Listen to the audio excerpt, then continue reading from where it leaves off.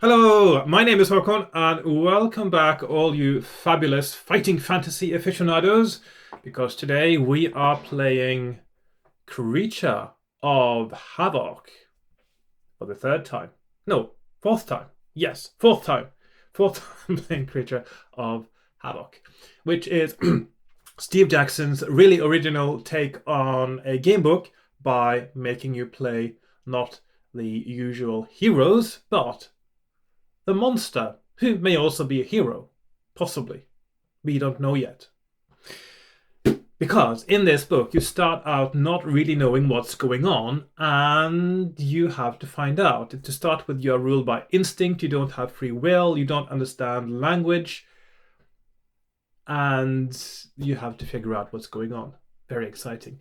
So, I think I'll just get started. By the way, this book has a really long introduction, and so if you want to skip it because you've seen it before, you can skip ahead 32 minutes from about now, and you don't have to watch it again. There you go. See you on my desk in a few moments or in half an hour, depending on whether you watch the introduction or not, or the background or not. Ta-da! Boom!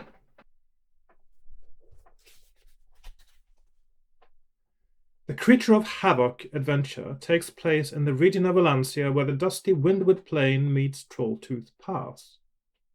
North of the pass, the forest of spiders and the Moonstone Hills hide dark secrets. This is the region that the necromancer Jaradan Mar considers his own.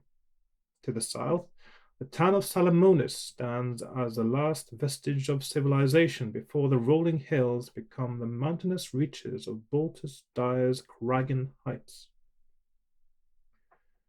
Westwards, the featureless Windward Plain leads the way towards Port Blacksand and the Western Ocean.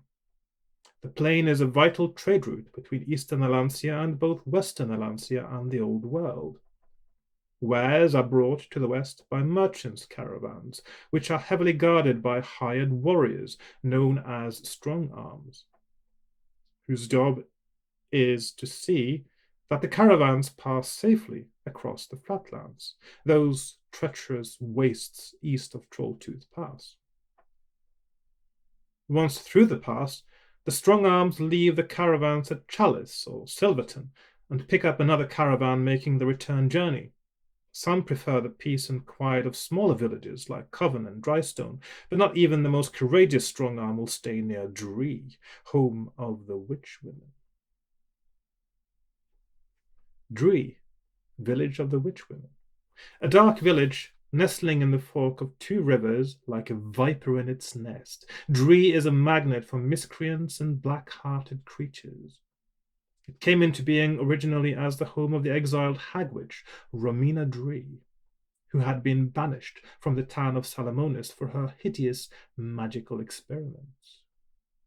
Not content with the more acceptable forms of witchcraft, curses, foretelling the future, love potions, and herbal remedies, she turned her attentions to the essence of life itself. Romina Dree developed a fascination for what became known as Maranga, the transplanting of limbs and organs from one creature to another by magical means, and was obsessed by the desire to create a sort of hybrid super creature. Her magic was used on both men and beasts, and it left many mutant mixtures of each species suffering in the gutters of Salamones. Her vile witchcraft was branded as an unholy insult to the sanctity of life. She was on the verge of displeasing the gods of Salamonis, thus she was banished from the town. She was taken in chains to a place far north of Salamonis and there released. This place was in the fork between the Diddlewater and Spider rivers, and there Romina Dree made her home and continued her experiments. Though exiled from Salamonis, she was not without her devotees, and many of her fellow hag witches from Salamonis made the pilgrimage to visit or even join Romina in Dree. as the growing village became known, and from other areas of Valencia, witch women joined the growing community where they could practice their black arts freely and learn more of the developing art of Maranga from Romina herself. Outsiders who sailed the Deedle Water and happened across the witch women's village were horrified at the sight they saw. Semi-creatures with dreadful deformities were left in the streets to suffer, indescribable monsters which by rights should never have seen life at all, but were now doomed to scratch a living in the gutters of Dree. This they did by murdering and feeding off other creatures whose mutations were such that they could not defend themselves or escape. Hell itself could surely not boast that its minions were as wretched as the Maranga-spawned creatures of Dree. The witch women revelled in their creations. In their eyes, such suffering was inevitable, and they considered their creations no more than living vegetables, unworthy of pity. The creatures were eaten as food, or kept as pets, or used as subjects in further Maranga experiments. Later, the most hideous were sold to visiting merchants and traders as curiosities, and many are to be seen in the travelling circuses which tour Alancia. Dree's notoriety spread, and the greedy eyes of opportunistic traders turned towards the village. Trading in witchcraft was a time-consuming business, since witches tend to be hermit-like creatures, living alone in obscure places. If trade links could be established with Dree, how convenient it would be to buy potions, charms, curses, and enchanted objects from a single place. Or so merchants thought, but setting up trading links was not easy. All visitors to Dree who were not practicing witches were at first greeted warmly, but when the crafty witches felt their visitor had relaxed his guard, a simple potion was administered to enable him to be captured easily. This was how the witches acquired fresh subjects for their experiments. The first trader to venture into Dree and survive was Ganga of Mirewater. His enterprise was to be admired, and he made handsome profits from his trading. He was the first to realize that the only way to trade successfully was to enter Dree with goods the witches valued, but could not get elsewhere. He scoffed at his foreigners, who took in exotic fruits, jewels, fine silks, and spices. Each one had finished up with a clawbeast's arm, a lizard man's face, or a mungee's brain, if he was allowed to live at all. Ganga took in not spices, but herbs, scullyweed, medusa grass, curseleaf, purity plant, and the like. He took in dried goblin livers, manticore stings, elf eyes, and pulped flesh grub juice.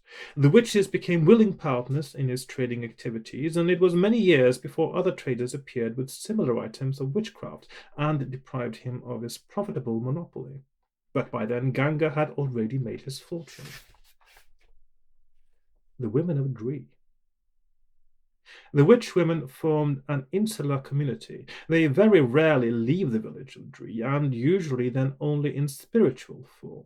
However, Romina's younger sisters delighted in appearing to the world outside.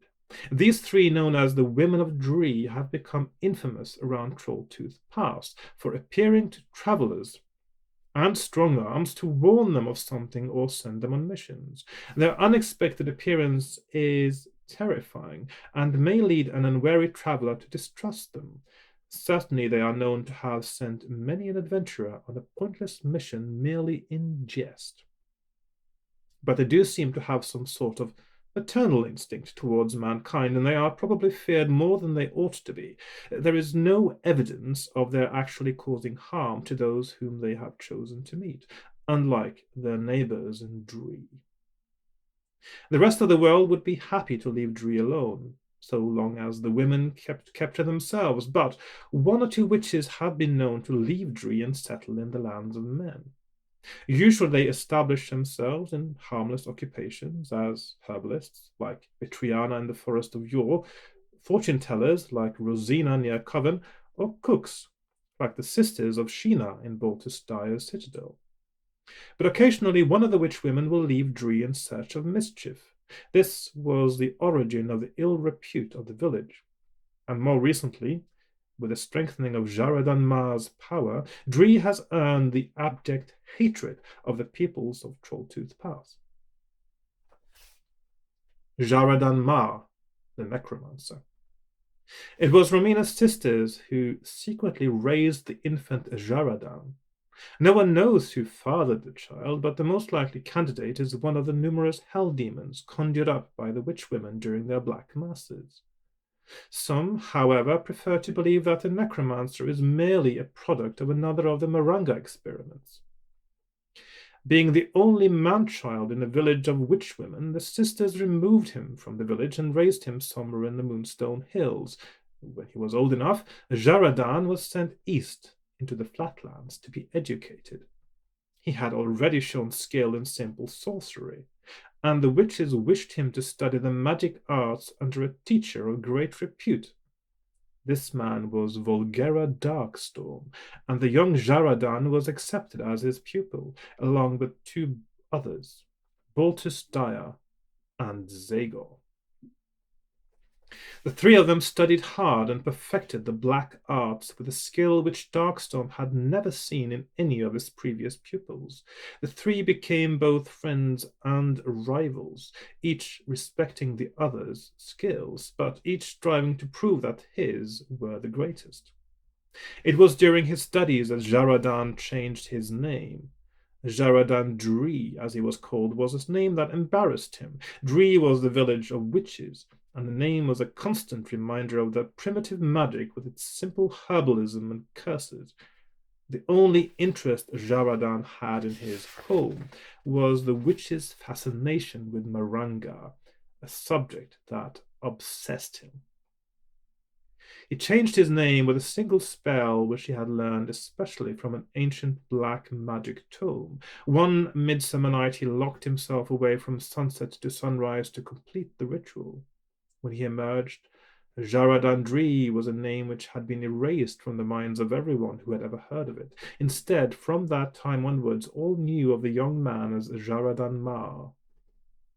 Mar and his co-pupils learned at a rate which astonished the aging Darkstorm, who soon became fearful of their powers. When they sensed their mentor's weakness, the three eventually turned their allegiance from him towards themselves, and they reveled in the power that their new skills brought. In their own minds, they became powerful demigods, scornful of the pathetic world around them. When Volgera Darkstorm realized how dangerous his pupils were becoming, he tried to stop them. The result was a short, bloody battle of magic between them, which ended as the Demonic Three, as they called themselves collectively, cut down their teacher with a carefully disguised Rain of Knives spell. After looting the old wizard's library, the young sorcerers fled Darkstorm's home and headed east towards Trolltooth Pass. From there they sought refuge in Darkwood Forest, where they eventually split up to continue on their own separate ways. Coven. Jaradan Mar disguised himself as a prospector and headed south towards the village of Coven, a half-day's journey from his home in Dree. Though his disguise was merely a sham to enable him to build an underground stronghold for his future operations, he was astonished to find gold deposits in the ground. He immediately realized that with gold he could recruit an army, and soon his Yellowstone mines were making him a powerful and wealthy man. His real ambition, however, was not to become merely wealthy, but to rule over his own empire and eventually over the whole of Valencia. But this he could not do alone. He had already recruited Valaska Rue, a well-rounded human with a fiery temper, to supervise his mines. Rue was a scruffy character, but he had a will of iron and shared Mar's thirst for power. His loyalty to his master persuaded Mar to share his secret ambitions with Ruin between them. The two of them laid plans of conquest. Valaska Rue was dispatched to find suitable officers for Mar's army. Meanwhile, Mar himself was deep in thought. He had recently heard a story which was occupying his mind. Hannikus, a wizard of neutral alignment, had arrived in Coven to gather supplies to take back to his home in Knot Oak Wood. During his visit, he had bumped into Jaradan Mar. After some hours of talk, Mar offered Hannikus a position within his underground complex, looking after the area in which he held his office, outside the mines. Hannikus gratefully accepted.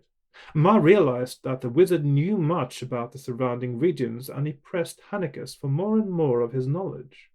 Among other tales, Hannikus told Jaradan the legend of the vapors of Stittle Woad, the rainbow ponds. Hidden deep within the dark depths of the forest of spiders, sheltered from prying eyes by tall spear-tipped trees, is an enchanted glade. Though outsiders have never seen this glade, thus no story can ever fully be believed, it is said to contain a number of beautiful rock pools, as if designed by the gods themselves. Each pool is decorated with brightly colored flowers which bloom throughout the seasons. Tall orange lilies, scented with sweet perfumes, rise from the waters. Each pool is fringed with bouquets of colorful peacock flowers, and shining silver bells are scattered around them, tinkling faintly as the wind disturbs their delicate silver flowers. The pools are wondrous to behold in their full splendor, and are known as the rainbow ponds. But the rainbow ponds are so called not because of their adornment, but by the most beautiful flowers in the whole of Alancia, but rather because of the waters contained within the pools themselves. For each of the rainbow ponds is a different color.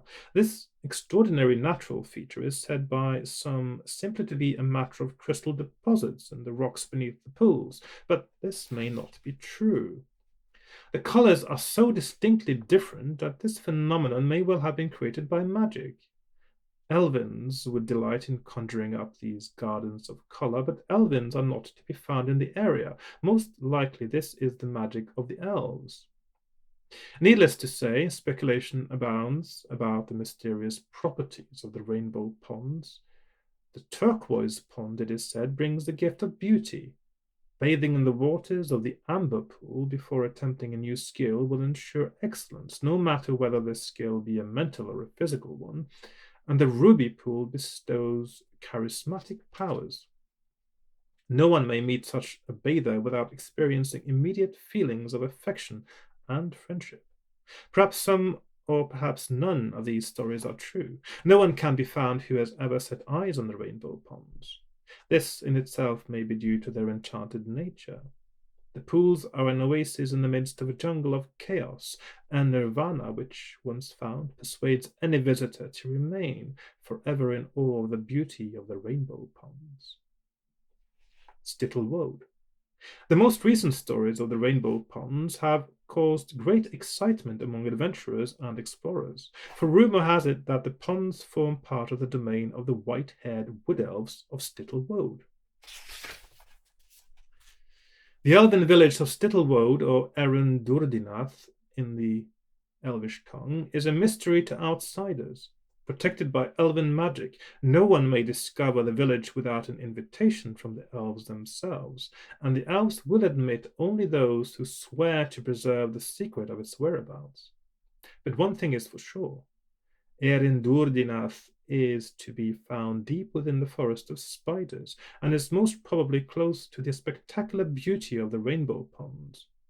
Occasionally, one or two of the more adventurous young elves can be found outside the forest, curious about the world beyond their treetop kingdom. They will roam abroad, sometimes coming into contact with other races and, very occasionally, entering the cities of men. One such elf, known as Liha Falsehope, ventured as far as the town of Chalice, where he succumbed to the temptations that exist in such places. Stories spread of this mysterious white-haired creature whose manner was so delightful that the young women of Chalice would follow him wherever he went, tittering and offering their favors. The rowdy menfolk knew him as a regular in the town's drinking establishments. They watched in amazement as he entered and won every drinking contest in every inn. At a street market, he once acquired a well-made mandolin, and within a short time he was a master of the instrument, delighting every audience with his amusing songs. As his status rose to that of a celebrity within Chalice, folk naturally inquired about his past. At first he managed to remain true to his vow of silence, but this only caused rumors to circulate, not all of which were complimentary to false hope. Eventually, he was forced to reveal glimpses of his real past. His stories so enthralled his listeners, and each glimpse spread like wildfire as news around the town, that he was encouraged to tell more and more. Many of his stories he set to music, and even today his songs are known and sung by all the minstrels of Western Alancia. But finally, one night, after far too much ale and maybe a little smoking weed, Liha Falsehope revealed more than he should have done. In his drunken conversation with the young serving wench, he not only revealed that Erin Durdinath existed and could be found deep in the forest of spiders, but his loose tongue told the story of the vapors whose secret had hitherto been known only to his fellow elves. After he had finished telling the story to the wench and the large crowd of eavesdroppers who had gathered around him, Falsehope realized his folly. Desperately, he tried to cover up his words, but this merely prompted more and more questions from the crowd. The question most asked was, "And what was the name of this village of yours?" For men find elven names difficult to pronounce. Falsehope searched quickly for a name that would throw them off the track, and from somewhere deep in his memory the name Stittlewode appeared. Stittlewode is in fact a particular type of dye used by elves to color their clothes. The young elf was devastated when the effects of the ale wore off and he realized what he had done. The secrets of generations of wood elves had been revealed to all and sundry in a common inn. He left the town of Chalice and returned to his home in the forest of spiders, where he lived the rest of his days in disgrace. Until the day he died, he and his family were social outcasts in Erin Durdinath. Even today, the family of Erulia Falsehope, Liha's great-grandson, must bear the shame, which cannot be forgotten, of revealing the existence of what became known as the Vapors of Stittlewode. The Vapors of Stittlewode. High in the treetops of the forest, the elves are protected from harm. This is partly due to their magical abilities and their keen eyesight, which is able to spot a likely intruder well in advance of their arrival. But partly this is a protection bestowed on them as a special favor by the gods. The elves of Stittlewode believe themselves to be a chosen race, a belief which has a ring of truth to it. After their creation, the gods were astonished at the natural grace and beauty of the white-haired elves they had brought to life. The early priests of Stittlewode were offered a bargain by their creators. The gods promised to watch over the elves and provide a good deal more protection than they afforded their other creations. In return, each generation of elves undertook to choose an elf maiden to be groomed as eventual queen to rule over Erin Durdinath. Each future queen must be the most perfect child in the village, a maiden of stunning beauty, charming wit, and faultless grace. And on her 18th birthday, she had to undergo a celebratory ritual in which she would eventually commune with the gods. This communion represented the greatest honor which could be bestowed on each generation, and the longer this communion lasted, the more pleased the gods were. During the communion, great powers of wisdom and leadership were bestowed on the princess. Afterwards, she would be recognized as Queen of Erin Durdinath. Within 4 seasons of her accession to the throne, the queen would always give birth. Such a birth was a religious affair, during which the queen was attended only by her priests. When the queen left her priests after her birth, she left alone. Only the priests and a handful of trusted villagers knew what actually happened at the birth, but all knew the result. No normal child was born to the queen. Instead, the gods gifted the queen with a benevolent spirit, a vapor, with a special power. Whichever god had been present at the elf princess's communion gave her vapor his special power, which was to be used wisely by her as queen. The vapor's birth ritual was unknown to all but the queen herself and her priests. But after birth, the vapor, safely stored in a glass flask, remained with the priests. The queen is able to call on her vapor only once during her reign, and even then only on one night of the year, known as the celestial equinox, when her god's constellation takes a certain position in relation to the other heavenly bodies. Thugraf and Daramuz. This was the tale that Jaradan Mar heard from the wizard Hanicus. He pressed for more information and was told that the present elf queen, Ethiles, was reputed to have given birth to 3 vapors. Ethiles was an exceptionally beautiful maiden, so during her divine communion she had been visited by 3 of the elven gods. Euthulial, the god of languages, Ititia, god of reason, and Aliarian, the god of elf magic. It was the last name that seized Jaradan's attention, for as powerful as his magic was, that of the elves was equally powerful. If he were to acquire the knowledge of elven magic as well, he would be invincible. Jaradan's sharp mind was well aware of the possibilities, and he thought deeply on the wizard's words. But the ways of elves are secretive, and years passed before Jaradan Mar was able to make plans for finding the hidden village of Stittlewode. His mines prospered, and his power base grew. Valaskaru had returned with new recruits for his forces. In a seedy inn in Zengis, he had come across a burly half-troll named Thugraf.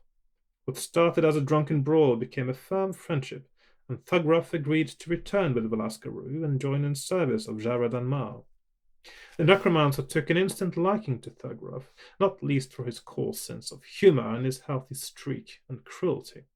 He sent Thugraf into Knot Oak Wood to rebuild Hanicus's home as a hidden training ground known as the testing grounds for his troops. Hanicus had little say in the matter. Mar was by now tiring of the wizard's ineptitude. In fact, this was not all. Hanicus's control of security had been lax, and, unknown to Jaradan, the odd party of strong-arms had succeeded in breaking into his dungeons and looting Mar's riches. Though Mar had to wait 2 years for his arrival, Hanicus's replacement was far more suitable for the task. Valaskaru had returned from Port Blacksand with a sly grin on his face. He told of an encounter with a creature with exceptional qualities. Mar listened intently as he heard of Daramuz, a half-elf and one of the undead. According to Rue, he was a ruthless creature who was totally without remorse and who took pride in torture and torment. As an officer in the army, he was known as one who would always welcome the order to kill the prisoners. When this order was given, he would first torture them for his private pleasure, then kill them.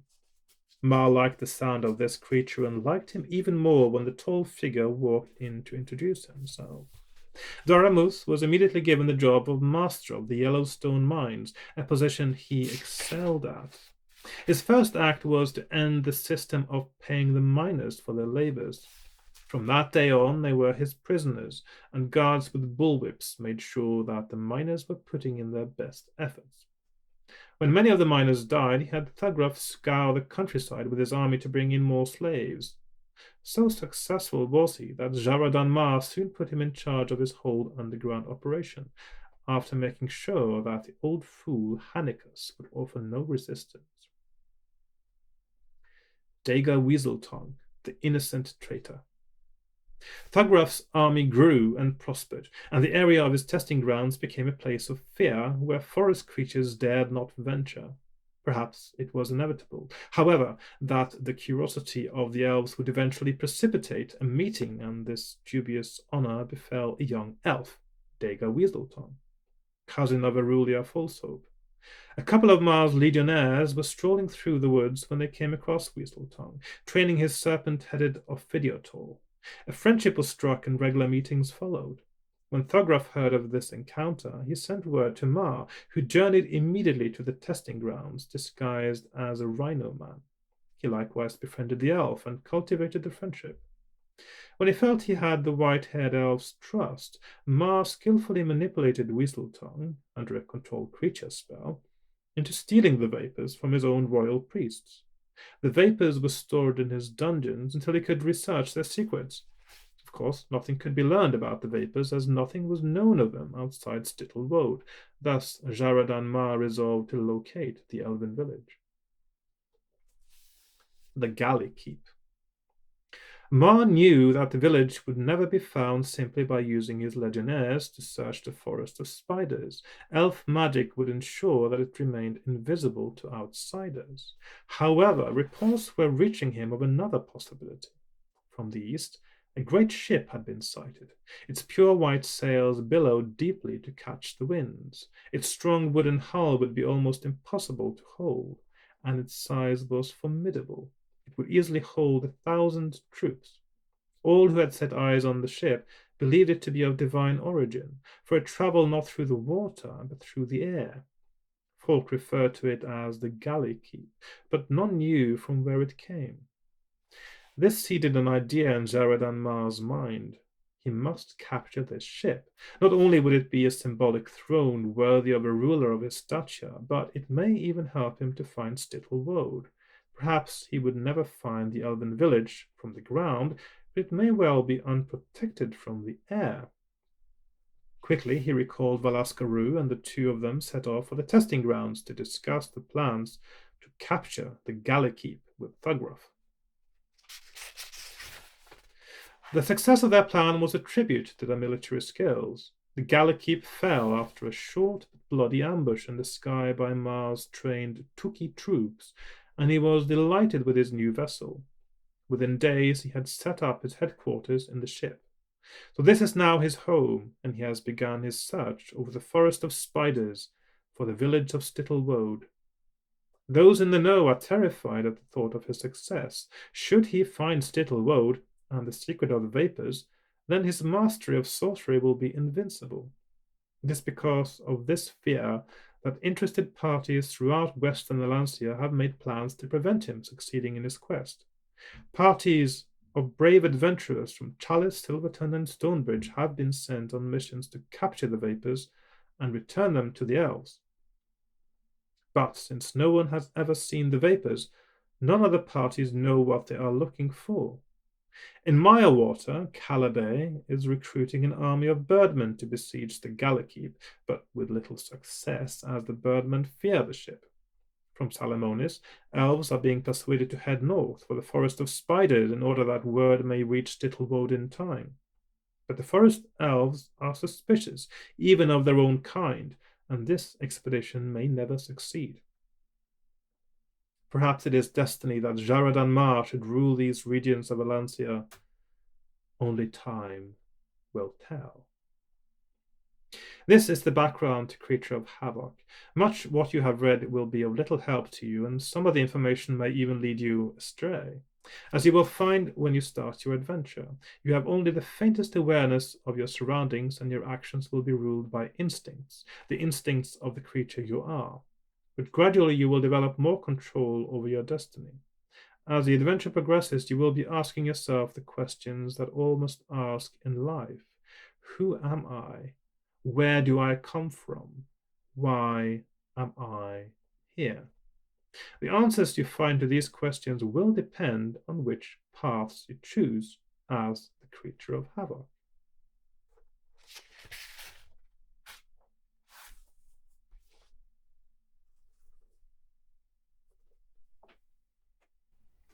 Boom. Okay, there we are on my desk. I've got my supplies, I've got my maps, I've got my pens, and I do realize just now there is a blue pen missing. Why is there a blue pen missing? There shouldn't be a blue pen missing. Why are always my blue pens missing? There we are. The reason the blue pen is missing is, of course, I've been using it for something else. And so it was in a slightly different location than the other ones. Okay, so let's have a little start here. Is this the right page for me to start? Yeah. Okay, so I'm going to do my character sheet first of all. I've got skill, I would hope, stamina, and luck. And in this one, it seems that too low a skill could actually be a non-starter as well. 3, 9 is too low. 2 is even lower. 1 is even lower. 2, no, no. 1, no. 5, yes. 11. Okay, let's go with that. That's the most number of rerolls I've ever done for skill in my whole life while playing Fighting Fantasy, because usually by the time I get to the point where I really know what kind of skill I need, I just select one. Okay, stamina. No, too low. 19, yeah, we'll do that one. And luck, no. 9, yeah, that's all right. So let's get started. As you can see, a little bit sunny again today. I think I'll be able to keep most of it outside with my blinds. I hope it doesn't mess up the exposure of the camera too much. Should be fine.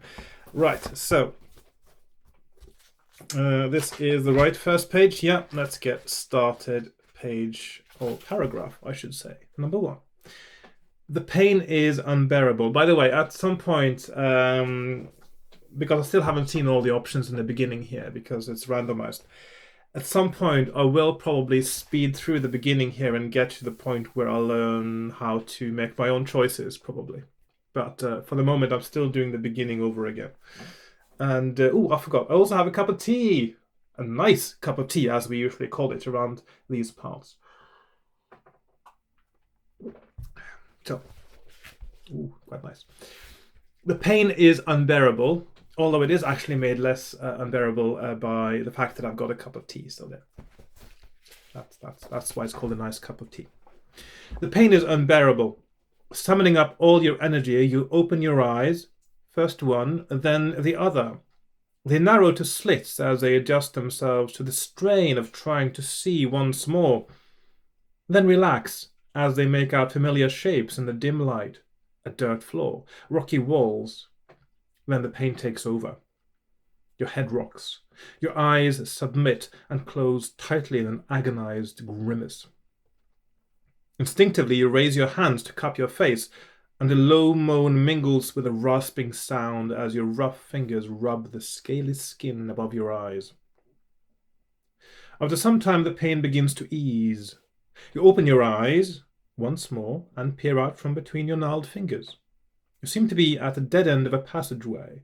Your surroundings are barely visible, but a dull glow is coming from the northern extent of the passageway, which stretches before you. A sound is also coming from this direction of irregular breathing. Something alive is up there. You heave your great bulky body to its feet. Along your back, the spines bristle. Swinging your heavy head slowly from side to side, your progress is decided. Northwards is the only option open to you. Muscles strain and succeed in raising a lumbering foot, which thuds loudly down on the ground in front of you. You repeat the action, first with one foot, then the other. After 4 steps, the motion has become automatic. You are moving more quickly and more quietly up the passage. When you reach the end, your eyes are drawn to a huddled shape lying on the ground in front of you. The small figure lies on its side, facing away from you. It is shrouded in a dirty brown cape tied around its neck, and it lies in a puddle of thick red liquid. Its body rises and falls irregularly with each breath. Some unidentified feeling swells within you. Is it anger, hate, fear, curiosity, hunger, or even sympathy? You bend down towards the little creature, uttering a meaningless grunt as you do so. Excuse me. The sound rouses the figure, which rolls slowly over to face you. The creature's dirty face is light-skinned, though barely visible, under the thick hair which shades its closed eyes and almost totally obscures its mouth. From its chin, the hair rolls abundantly down its chest in a grey, unruly mass. My tummy is making noises. Can you hear that? I have just eaten, unlike this guy here. Maybe it's because I've just eaten, my tummy is making noises. As you stand there staring, the creature's eyes flick open. They focus on your bulky shape, and the look of terror streaks across the creature's face. In spite of its pain, it fumbles for and grasps the shiny shaft, holding its pointed end towards you and baring its teeth. The wounded dwarf you have found is evidently in need of help. Well, you show him you mean no harm. try to talk to him, or bring your foot down heavily on his neck. And what actually causes me the least harm in this case, because the result is going to be exactly the same, is to bring my foot down heavily on his neck. So 185. The other options, you end up in the same paragraph, but you take some damage. That's the difference. The little creature screams in horror as you raise your foot over its head.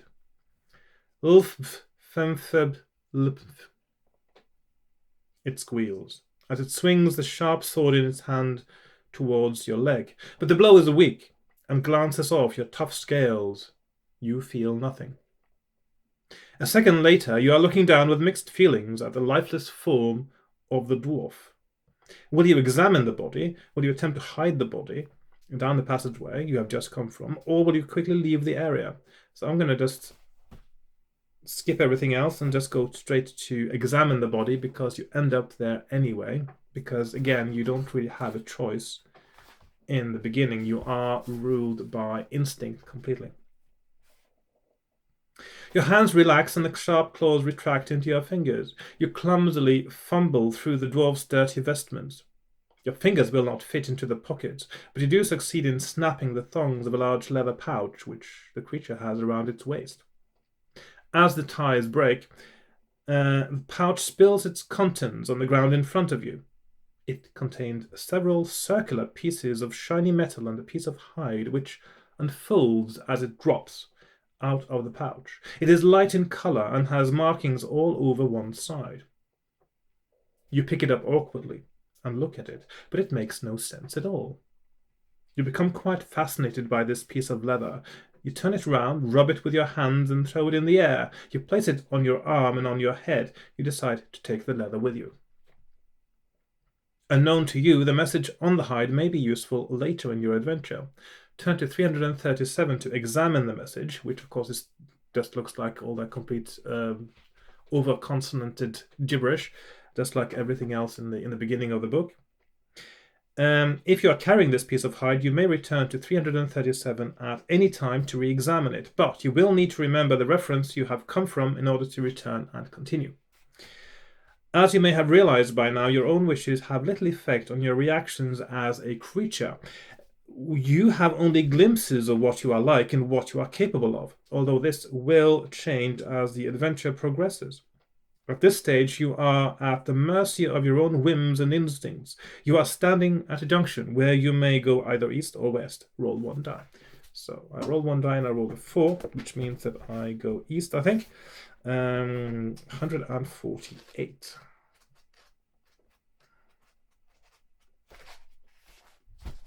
You decide to follow the passage east to your right. Your first steps are slow as you take in the encounter with a dwarf. After a few paces, the corridor turns north. You approach a stout wooden door and must make a decision. Will you smash the door from its hinges and continue, or will you give up on this route and return to the dwarf's corpse? I roll a 4, so that means I go to 72. With one hand, you swat the door. The force is great and your fist succeeds in cracking the wood, but the door does not open and your anger rises. A sound stirs within the room. You listen carefully and can hear heavy breathing coming from within, mixed with a shuffling sound as if something were slowly moving around. A growl, deep and low, comes from your throat. Will you risk facing whatever is beyond the door, or will you try the safer route back past the dwarf? Roll one die. 5. 170. Fury builds up within you. You step back and with a loud roar you charge into the door. The hinges crack and are ripped off as the door crashes inwards. There is no furniture or decoration in the cave that greets your eyes. There is a seat carved out of the stone, but the room is clearly the dwelling of a captive or slave. Your eyes then switch to the room's inhabitant, and your reaction is swift. The huge claw beast, whose peace you have disturbed, slashes at you with its deadly talons. You lurch back and avoid the creature's onslaught, but this attack serves only to fuel your rage. Your own sharp claws slide out and you turn to the claw beast. Resolve this combat. So I am 11, 19. He is 9, 14. And there is an additional rule for combat in this book, and that is that if you roll doubles for your attack roll, you kill your opponent in that round. It doesn't matter if you otherwise would have lost the round or not, you kill your opponent. Quite a powerful thing. So 2 skill point advantage. He rolls 4, I roll 11. And of course now I always need to roll for my own combat now because I want to see if I get doubles. So he rolls 7, I roll 8. He's down to 10. He rolls 8, I roll 8. He's down to 8. He rolls 9, I roll 5. I'm down to 17. He rolls 5, I roll 11. He rolls 8, I roll 7. No doubles. 3, 9, 8, and 5. 10 and 7. 9 and 4. Come on, I'm not going so well. 7 and 9. Okay, and then he is dead. I've got 11 stamina left. I defeat the creature and I go to 389. I will get my stamina back soonish, so that's all right. Your foe is defeated and you feel justifiably proud.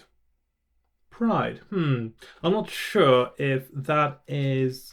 You are a creature ruled by instinct.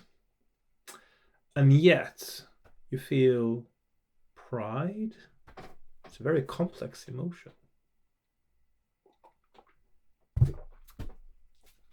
No, I don't think so. Your gaze passes from the dead creature to its lair. There is nothing of interest. And the sickening stench of claw beast makes you want to leave quickly. There are 3 ways onwards. The passage behind you, a cave entrance in the western wall, and another in the northern wall. What will your next action be? I roll a 4, which is 230.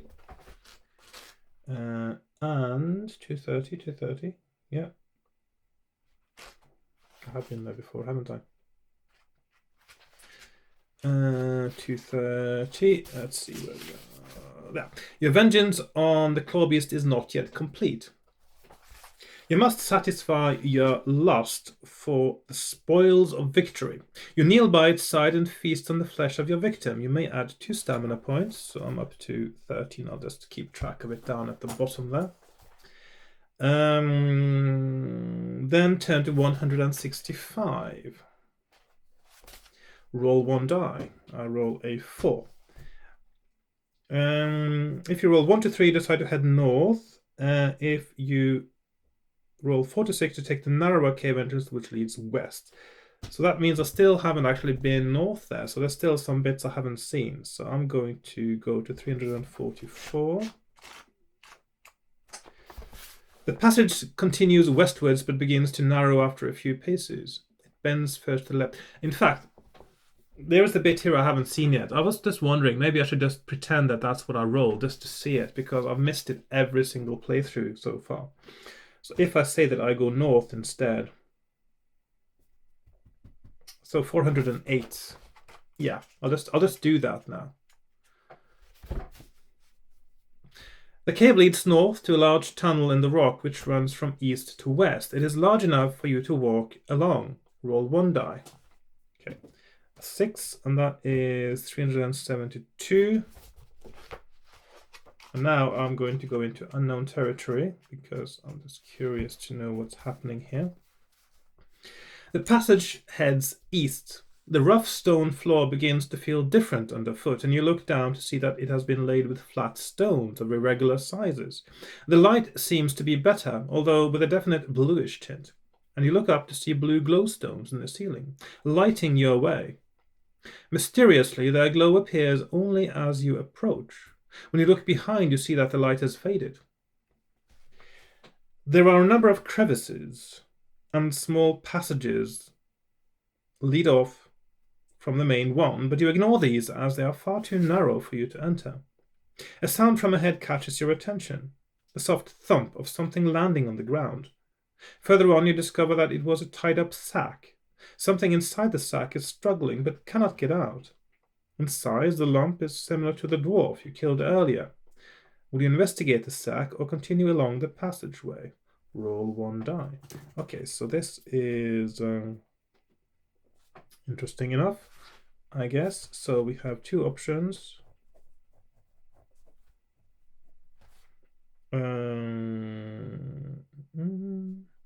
So 186 sack or 440. So and oh yeah, well, it doesn't really matter what those are, right? So it's 1 to 4, 1 to 4, or 5 to 6. Okay, so 2. So I'm going to inspect the sack and go to 186. You cannot resist the temptation to find out what is bound inside the sack. You squat down next to the squirming figure and prod it with your hand. It squeals pitifully, and its hopeless attempts to wriggle free become frantic. Suddenly the creature's smell hits your nostrils. This smell has a curious effect on you. You are spoiling for battle. But alongside this, your mouth is watering. You have a compelling desire to sink your teeth into a large chunk of flesh to satisfy your appetite. Thus, your craving is both hunger and rage, and your passion is uncontrollable. Your talons slide from your fingertips and you slash furiously at the ropes binding the sack. They fray and snap, and out falls a battered and bloody little human-like creature. It is clean-shaven, with brown hair on its head, its hands, and even on its feet, which are not covered with footwear. The creature's weary head rolls round towards you, and its eyes gaze into yours as if to plead for pity. But when it realizes what you are, a look of stark horror spreads across its face. It screams in anguish and fights desperately to break free, but it is no use. You have the little fellow securely in your grip. Your fangs sink first of all into its neck to quell the struggles, then you feast greedily on its soft body. You may restore your stamina to its initial value.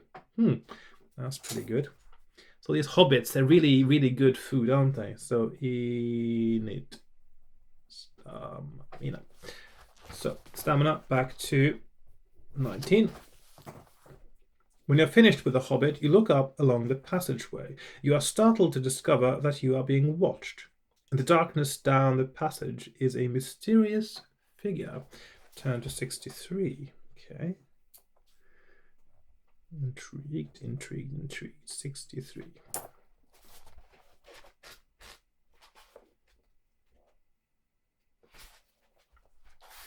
Standing before you is a tall, thin figure. It is dark and humanoid in appearance, although you cannot make out much in the dim light. You can, however, clearly make out 2 large green eyes. The figure is shrouded in a brightly colored cape, and its hair is gathered on top of its head in a tight knot. It steps towards you and flings its cape back to reveal its left hand, which grips a short bow. Reaching over its back, it draws an arrow from a quiver, aims at you, and shoots you in the shoulder. That's not very nice, is it? Lose 2 stamina points. -2 stamina.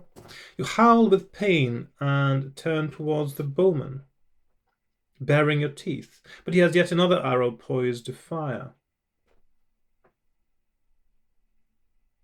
What's wrong with the sentence? You don't fire arrows. Firing is a concept that originated with guns. Arrows are loosed or loosened, or let go, or let fly. To loose an arrow, yes. Anyway, you don't fire or shoot. You don't fire or shoot a bow. No, you don't.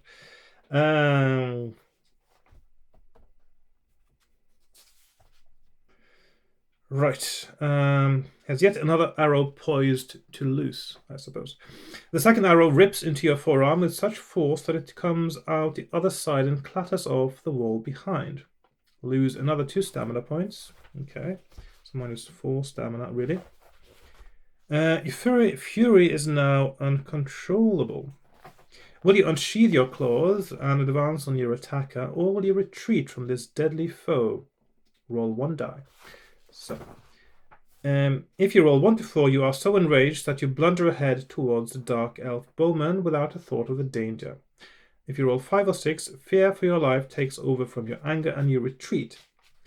You may test your luck if you wish, but you must do so before you roll the die. If you are lucky, you may choose your own option. Well, that's an interesting game mechanic there, I suppose. If you're unlucky, you must let your instincts decide and roll the die as normal. I'm going to leave this one to fate, I think. So I'm going to put my options up there. So luck, optional.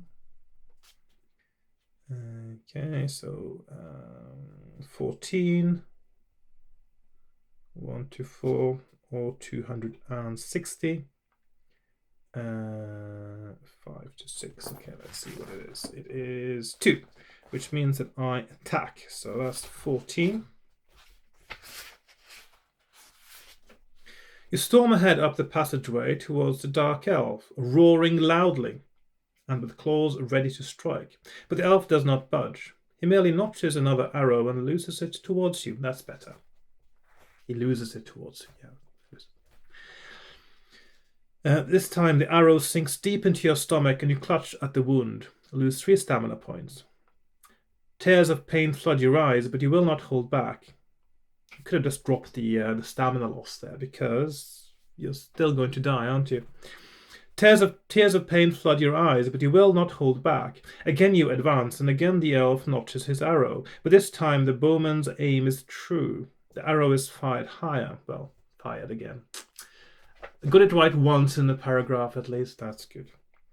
At your face. Before you have time to react, his shaft has pierced your eye and lodged in your brain. Mercifully, your death is instantaneous. So this is the end here.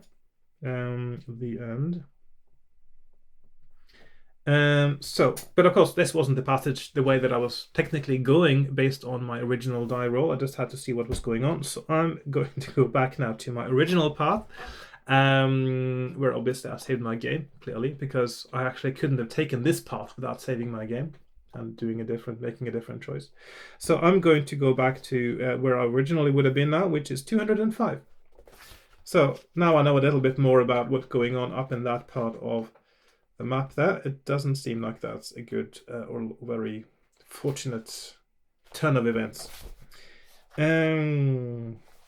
Where am I? Yes, 344 is actually the one I'm supposed to be at first here now. The passage continues, so now I'm back here, of course, just after the claw beast.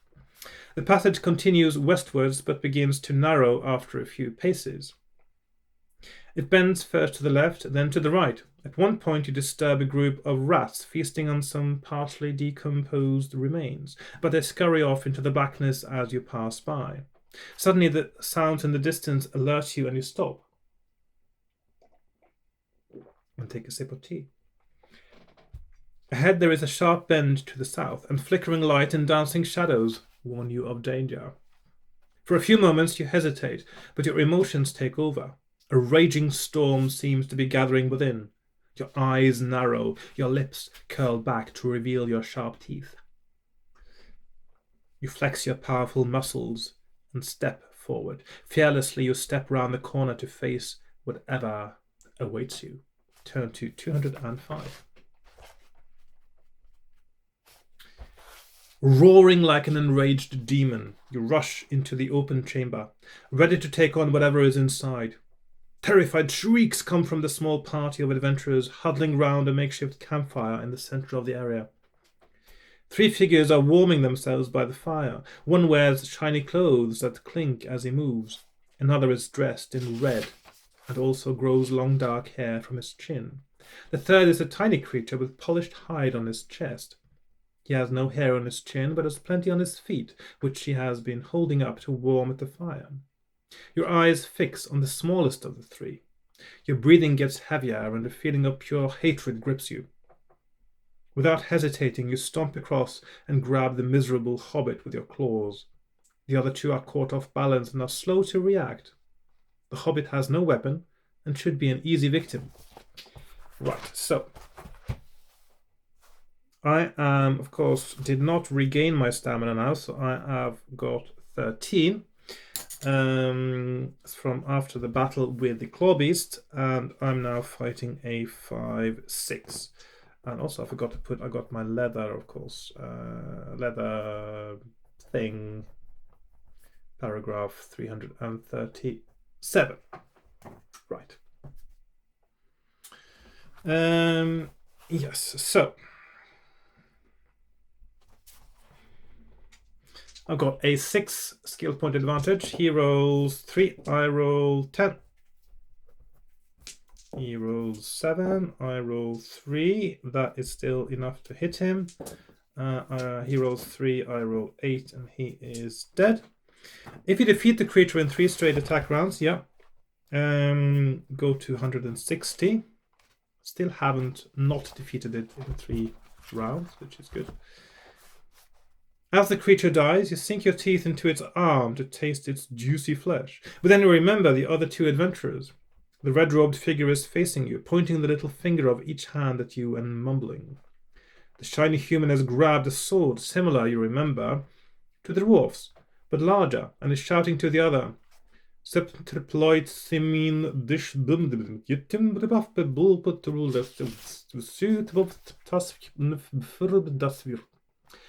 You cannot fight both at once.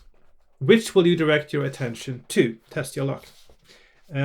So we roll a 7 for luck, which means we are lucky, and turn to 292. And I suppose if you are unlucky, you will fight the knight first, and the spellcaster will be casting a spell on you, which will be the bad option there, obviously. Your reaction is immediate. The red-robed human is deep in thought and looks an easy target. You step forward and swipe viciously at him with your claws. He screams and falls to the ground, clutching at his face. You look down at the undefended wretch and prepare to deliver the death blow.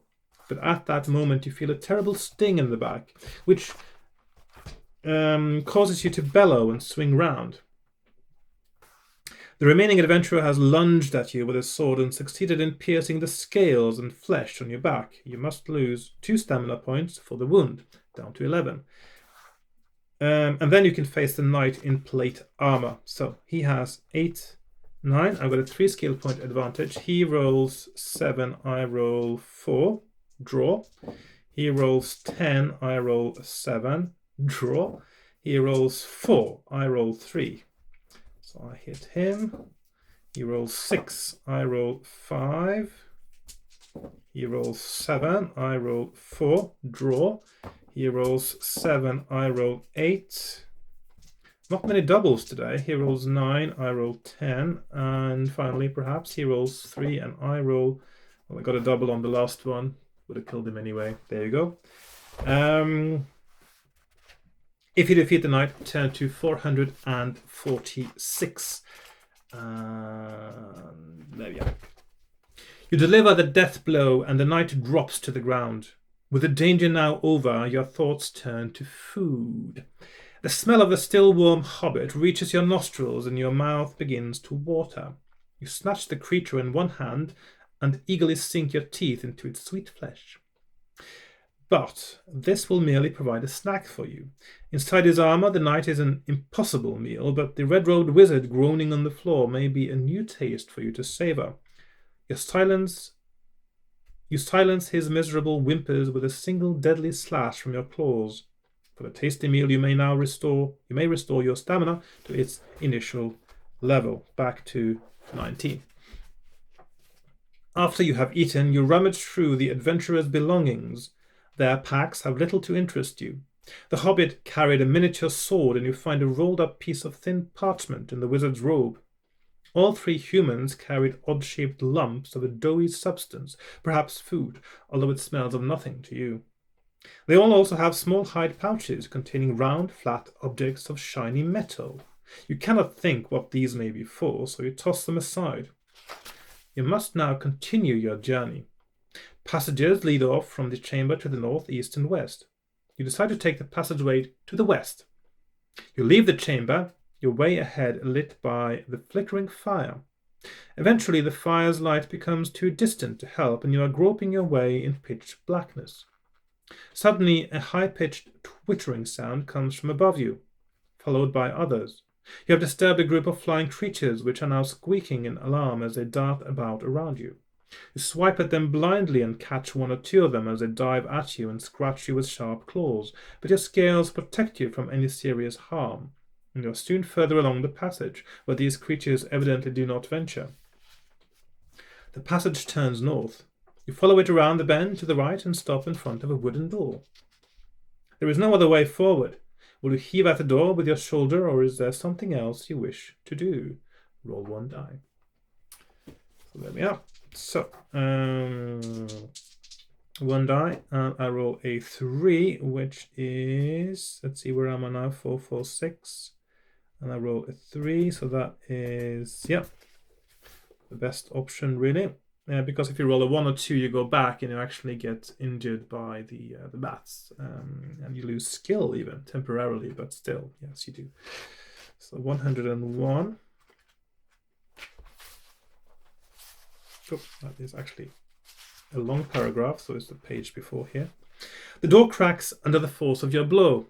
A hole appears and you rip the timbers away until it is large enough for you to pass through. Torches are mounted on the wall of the room inside, and there are two doors, one to the east and one to the west. There is no furniture to speak of, but some remains, perhaps of a table and chair, litter the floor among a thin covering of dirty straw.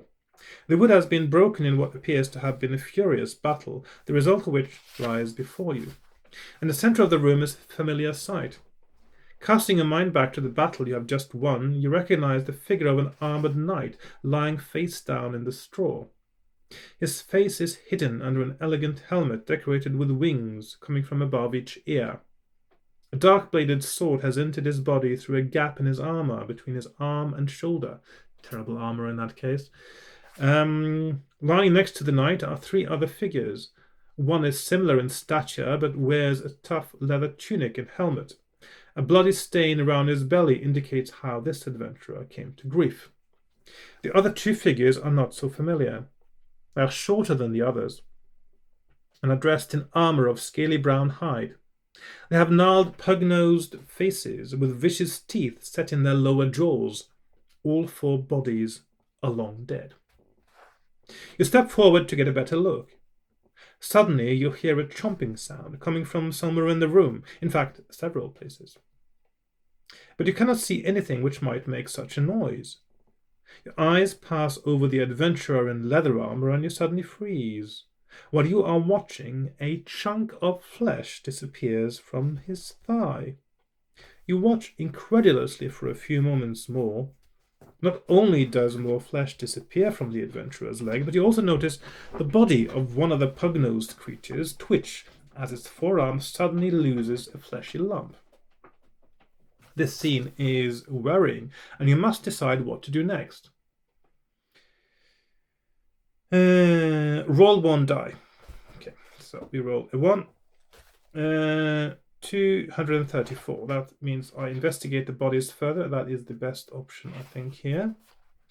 You approach the smaller of the 2 pug-nosed creatures and prod it with your foot. Its lifeless body shrugs and lies still, but a similar prod on the leather-armored adventurer's leg produces a startlingly different result. A shrill, screeching sound shocks you to attention, as if this were some kind of signal. Something starts to happen in the room. 3 shapes begin to materialize in front of you. Turn to 447. That's of course the illustration here that we've seen so many times now. Your eyes widen as 3 scrawny creatures form before you. They are thin and angular and move in quick, jerky motions. Although their bodies are covered in a scraggy dark fur, their bony faces are bold with tiny eyes. In the center of each face is an oversized protruding mouth, rimmed with sharp teeth. These vicious little flesh feeders live on carrion. While feeding, they make themselves invisible to avoid being caught unawares, but in between meals, they are both visible and quick-tempered. They now face you, furious that their meals have been interrupted, and you must battle with the creatures. They attack together. So 6. Oops, that's a lot of multi-combats in this one. I'm going to fight the 6/6 first now. So I've got a 5 skill point advantage. He rolls 8, I roll 7. And then the other ones, I'm defending myself for, well, that was a 6, wasn't it? 4, 8, and 9, 6. So I should defend myself successfully against the others. First one again, he rolls 5, I roll 3. Defending myself, 6, 9, 4, 6. Successfully. First one again, he rolls 5, I roll a 7, he is dead. Defending myself, 9, 5, yes, and 4, 8, yes. And of course I did roll doubles now, but this is not an attack, it's just defense. I don't kill him. Then I'm attacking the other 6/6. He rolls a 6, I roll a 6, so he is dead. Defending myself against the other one, 9 and 5, that is successful. Then I'm fighting the last one, he rolls 4, I roll 7, 6, 5, 3, 7, and finally 7 and 6. He is also dead. There we are. Go to 89. That's the victory sip of tea first, of course.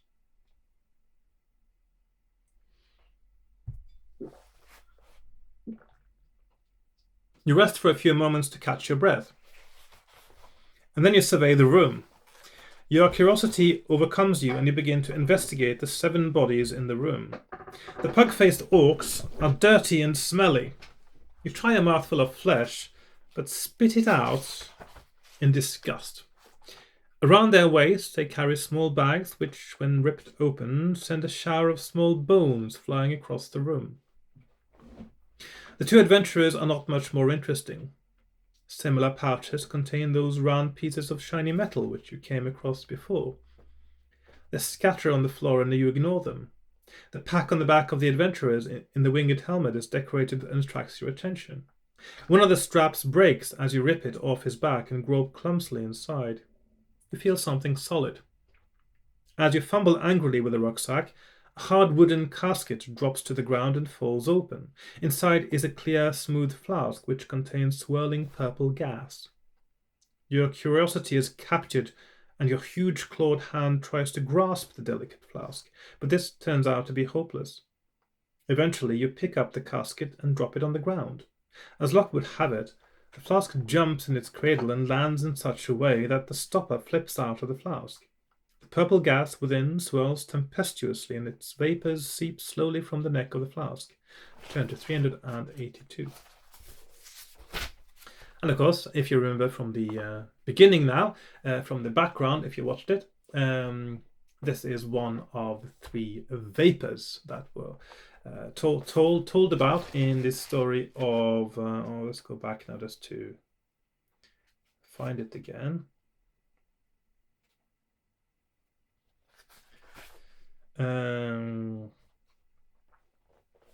So because when if you remember the elf queen Ethiless, or Ethilessa I suppose, when she gave birth to 3 vapors, because 3 gods were present at the inception, and that was Eothelial, the god of languages, Ititia, the god of reason, and Aliarian, the god of elf magic. And of course, this is going to be the vapor of Ititia, or Titia possibly, the god of reason. And then at some point, I'm going to find the vapor of the god of language. See that it all makes sense. It all ties together now.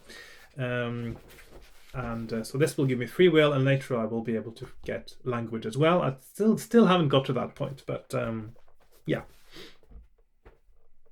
The gas drifts from the flask, but rather than spreading out, it pulls itself together into a purple cloud and billows up before you. You watch open-mouthed as a shape begins to form in the cloud and eventually turns into a face, which stares deep into your eyes. The face is human-like but thin and with jagged features. The pupils of its eyes are not round but are instead serpent-like. Its thin-lipped mouth opens and speaks. Jibmar, Fulbstef, Mjorfst. Pulluxrup, Turf, Evchap. That sounds a bit like the chef from Muppet Show, I suppose. Hooty booty.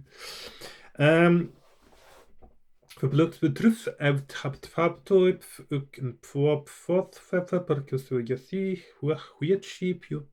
It is a bit like a sort of Eastern European language, isn't it? So almost like a sort of Russian thing where you don't have any, you have lots of consonants and very few vowels. The wolf semieper prepeske jesip debdjenft. Djebst pwopni oip frutfe frutmont wo noip wub feinis plop jop wonstin wend antwembi a year vrn ut omjo bist lufst vnient lip svem nips fips or it sounds a bit like backwards talk. Okay. Your anger mounts and you swipe at the cloud, but your hand passes right through the gas without even disturbing it. The mysterious face blinks slowly and the color of the cloud flashes momentarily from purple to white and back to purple again. Then the face disappears and the cloud is sucked down back into its flask. Once safely inside the flask, the stopper replaces itself in the neck and the bottle settles into its cradle in the wooden casket. An instant later, the casket and its contents have faded to nothing. You decide you have had enough of this room, but you may add 2 luck points for your find, so I'm back to 9. Will you leave through the door to the west or the door to the east? And now I have a choice because I've got the vapor of reason. So now this is where we have to decide where to go. So I've got a few options now that I haven't actually explored yet. So I had over here, of course, I did meet a sticky end, literally, I suppose. So this bit is definitely a no-go area. There is a place you can go here. There's a place I can go here and here. That one brings us back there. So there's 2 possible ways. Or up here, which does seem like the safest way, really, because there's also a clue there as well. So I'm going to just keep going back where I went the first time, I think, because the other bit does look like the wrong way. So yes, I'm going to go to 51, turn west, to go to the door in the west. Yes. You leave the room along a passageway which runs west, your thoughts still dwelling on the mysterious smoke creature. After a short time, you find that the passage is bending this way and that through the rocky earth, but your progress is aided by the strange blue glowstones which are set into the roof of the passage. As you progress, glowstones ahead of you light up and bathe the area in an eerie blue light.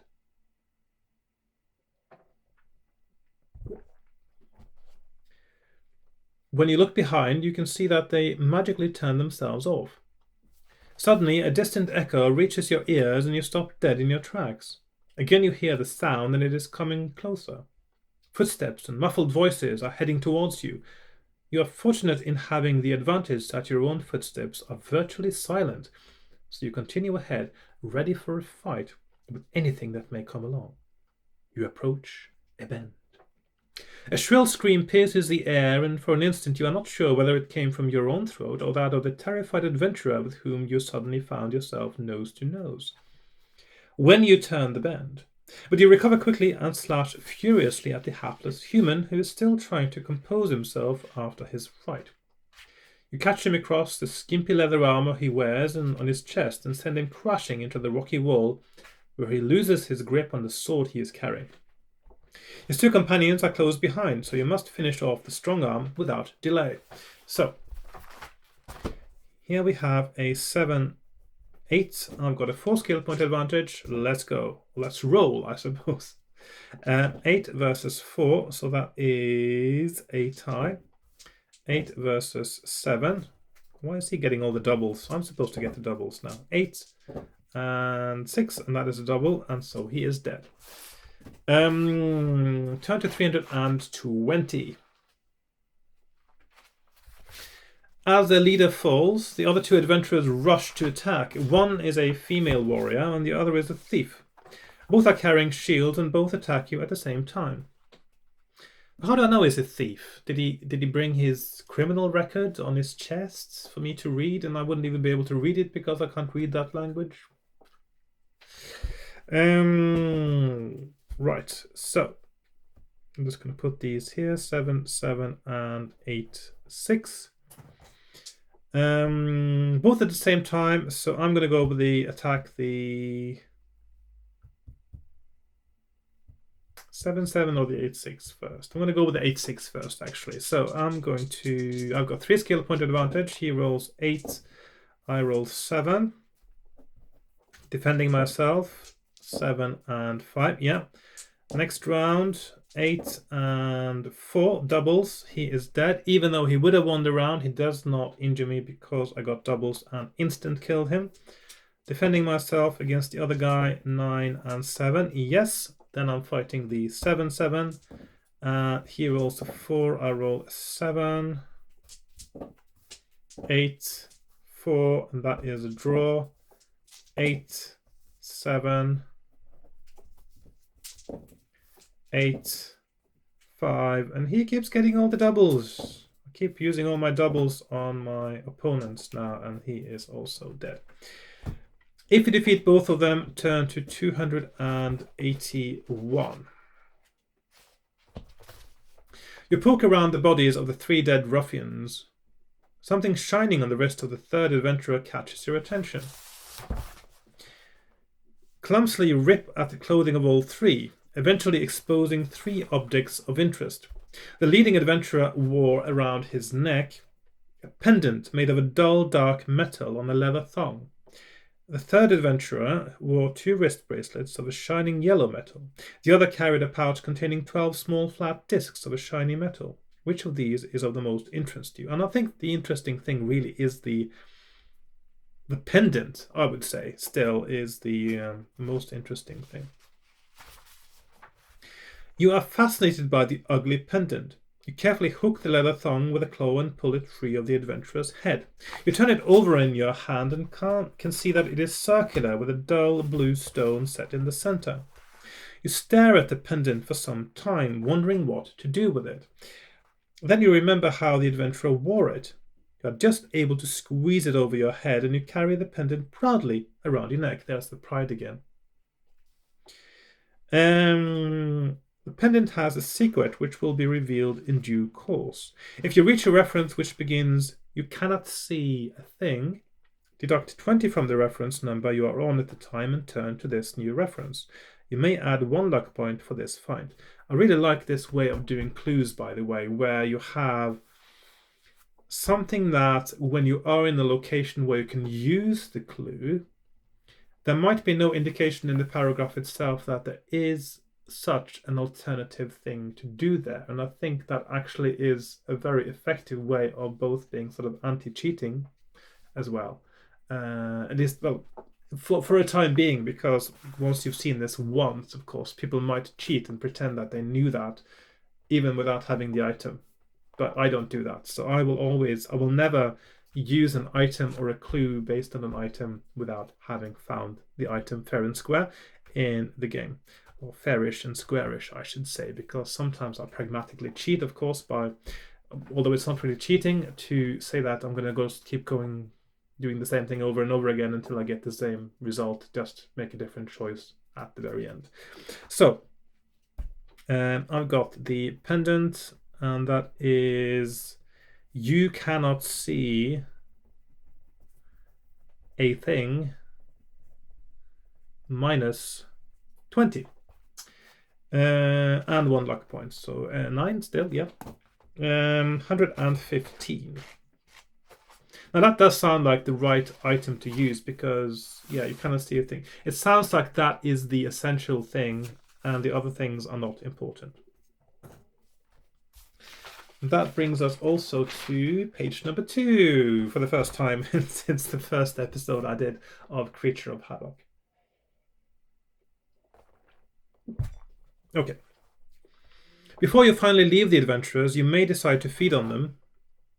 I have full stamina, I don't need that. Then you continue. All is silent as you walk carefully along the passage. Eventually your ears pick up the sound of running water, and the air becomes moist and cool. The sensation would be quite refreshing if it were not for an unpleasant smell which gets stronger as the sound of the water becomes louder. Soon you find yourself on the ledge in the face of a rocky cliff. Looking out, you can see you're high over a vast cavern through which a river flows. Leading down from your ledge into the center of the cavern is a flight of rough-cut stairs. This precarious staircase spans the river and is the only way onwards, but the thought of descending the stairs is not one which fills you with enthusiasm. The narrow steps have been made for human-sized feet, and your large pads will make your descent awkward. The smell, which was unpleasant before, is now horrendous and seems to be coming from the river itself. Its waters are murky brown, and the smell of excrement and decay is overpowering. Nevertheless, your only way on is downwards. So down you must go. Test your luck. 8. And my luck goes down to 8 again. If you're lucky, turn to 166. So there we are. The descent is dangerous, and several times you lose your footing and stumble on the slippery steps, but your luck holds out and you finally arrive at the foot of the staircase. The stench of the river is especially foul to your sensitive nostrils, and your eyes search desperately for a way out of the cavern. You discover 2 openings in the rock face ahead of you. One leads to the west and the other to the north. So last time I went with west, and there were something. Did I see some signs of some beast or other, was it?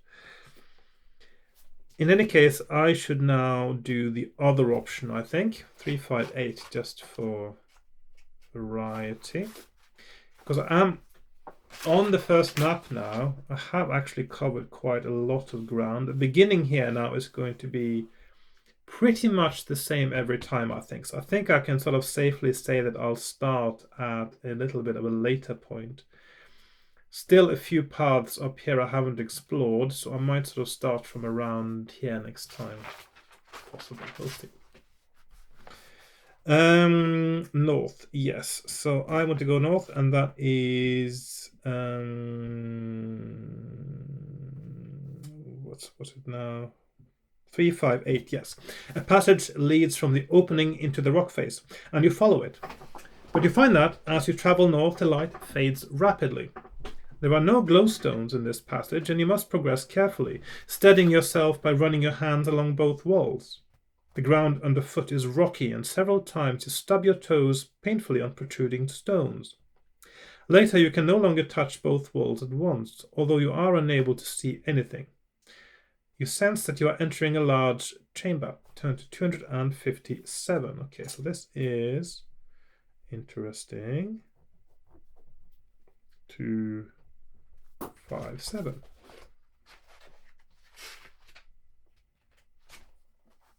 You cannot see a thing. Okay, we remember this one. That's what the pendant is for. And so I...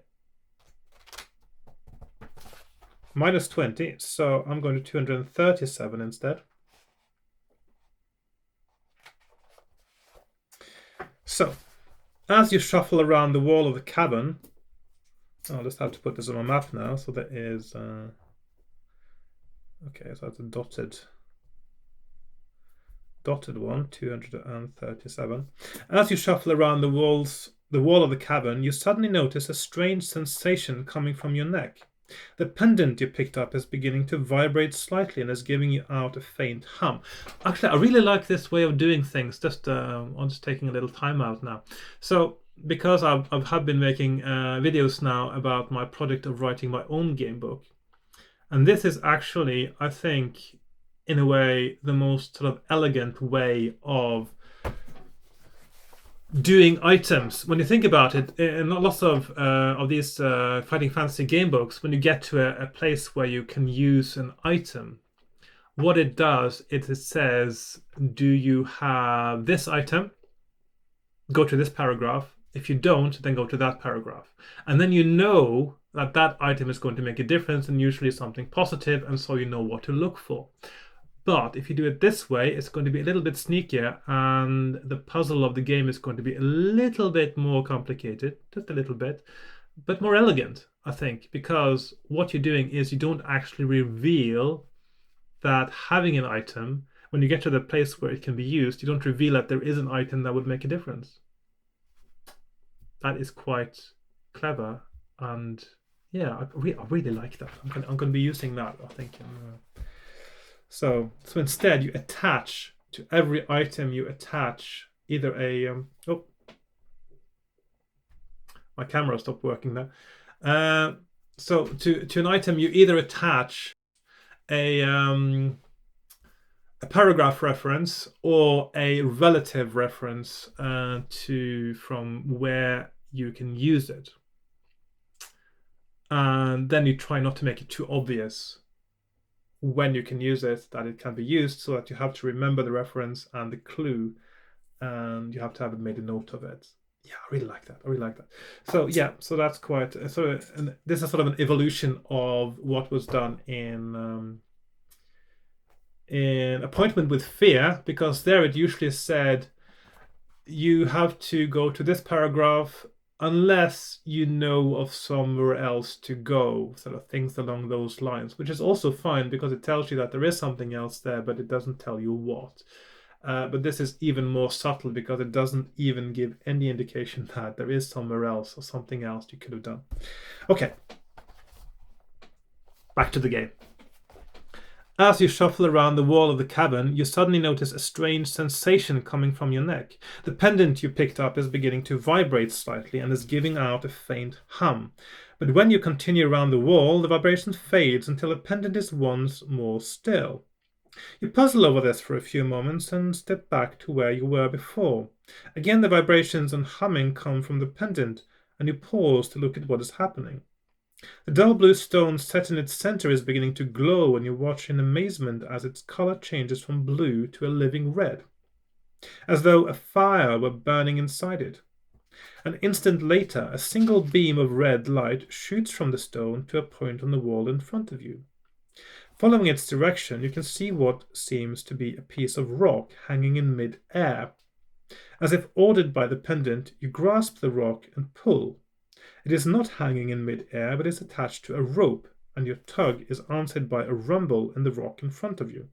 A doorway is opening. The pendant you have found is in fact a magic talisman which has a special power. It is able to detect hidden doorways. In future, it will warn you of the presence of secret doors, but you will have to watch for the warning signs.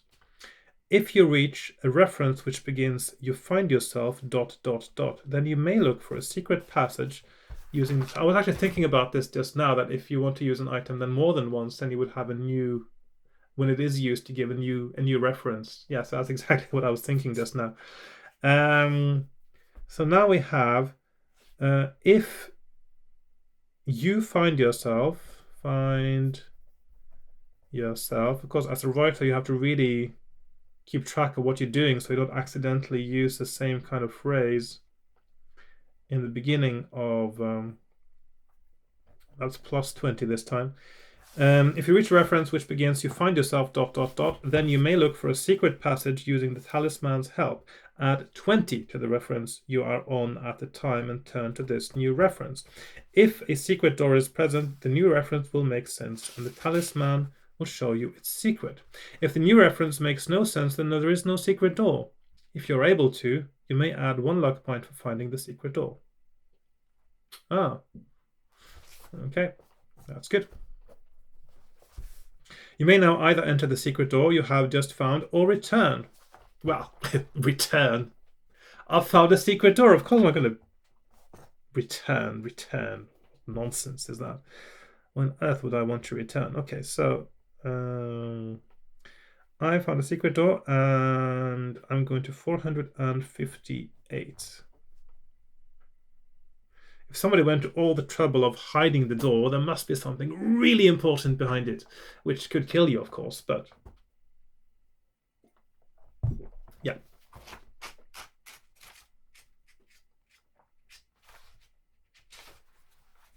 You crouch low and squeeze through the narrow gap. As you pass through the doorway, a single glowstone flicks on to reveal the contents of the small chamber which you are now standing in.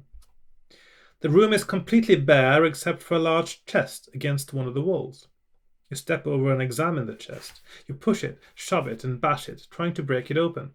Finally, a lucky push opens the lid. Inside you find two mysterious objects.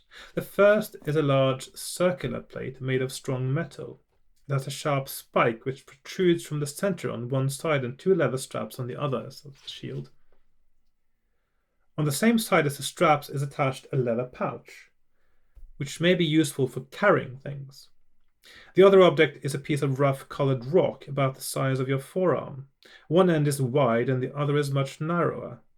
It is dull green color and glistens faintly in the light, but it appears very brittle. It may make a useful weapon gripped by the tapered end, but it would no doubt not last long in battle. You may take one of these items with you. Any metallic discs may be placed in the pouch on the plate if you choose this object. If you choose the plate, turn to 197. If you choose the rock, turn to 110. Okay.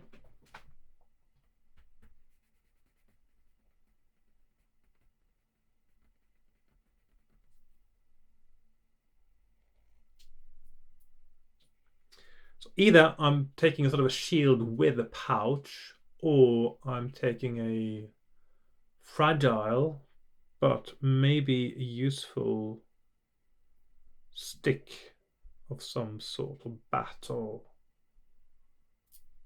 rough colored rock.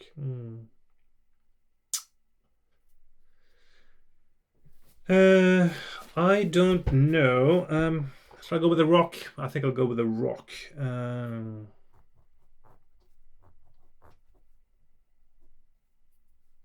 So let's see, 1110 rock, or 197 plate. Okay. Go to 110 for picking up the rock. You have chosen a crystal club. It is not valuable, but to your way of thinking it is a beautiful trophy. However, it is quite brittle. If at some time in the future you find you wish to use it in a battle, turn to reference 333 to find out what happens. Okay, so crystal club 333. But you must remember the number of the reference you are on at the time you choose to use the club, so you may return there afterwards. There might be a special occasion where this crystal club is actually going to make a big difference, so we'll see. Now leave the chamber and turn to 257 to continue your journey. So that means I am going to go back to 257.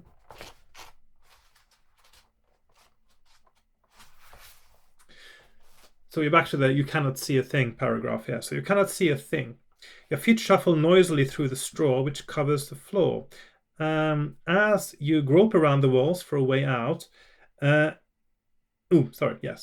feet shuffle noisily through the straw which covers the floor as you grope around the walls for a way out. That's the correct punctuation there. If this cavern is the lair of another creature, then you may well be walking straight towards it, but you hear no sounds other than your own, and eventually you reach a hole in the rock, which is large enough for you to walk through and leads to a passageway. You continue slowly along the passage, still groping your way, but you stop when a blue light flicks on in front of you. The welcome hue of a glowstone makes you blink and turn away until your eyes become accustomed to the light. When you are finally able to take in your surroundings, you find that you are at a junction where you may turn either to the east, 61, or west, 309. Do we have any of these paragraphs already. I can't see them here. So I'm going to put them up here, I suppose. Like so. I presume that the once you've taken the plate, you will also, of course, go back to 257, obviously. So we have 61 east or 309 west. I'm going to go east 61.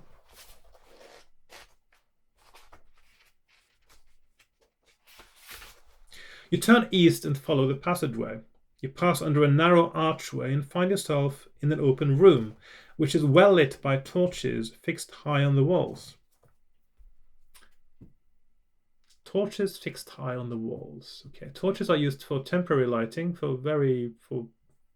and very rarely, and mostly for lighting fires. And who goes around and lights these torches and put them high up on the wall, where you actually need a ladder to get to them as well? Torches. No, if you want lighting that lasts a long time, you would have oil lamps mainly, or you wouldn't have lights at all because you would bring it with you. So you bring a candle, or you bring an oil lamp, or you bring a torch. You wouldn't just leave a torch just willy-nilly. Anyway.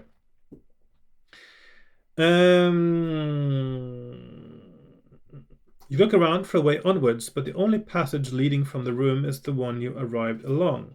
The room is bare except for a small pile of what looks like black cloth lying against one of the walls. Do you want to investigate the room further, or would you rather leave? Okay, so I'm going to investigate the room further, I think. For leave. Or 3, 3, 4, investigate.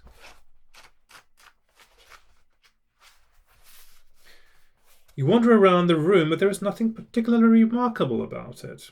You stop by the pile of cloth and bend down to pick it up. But to your alarm, it springs into the air and disappears.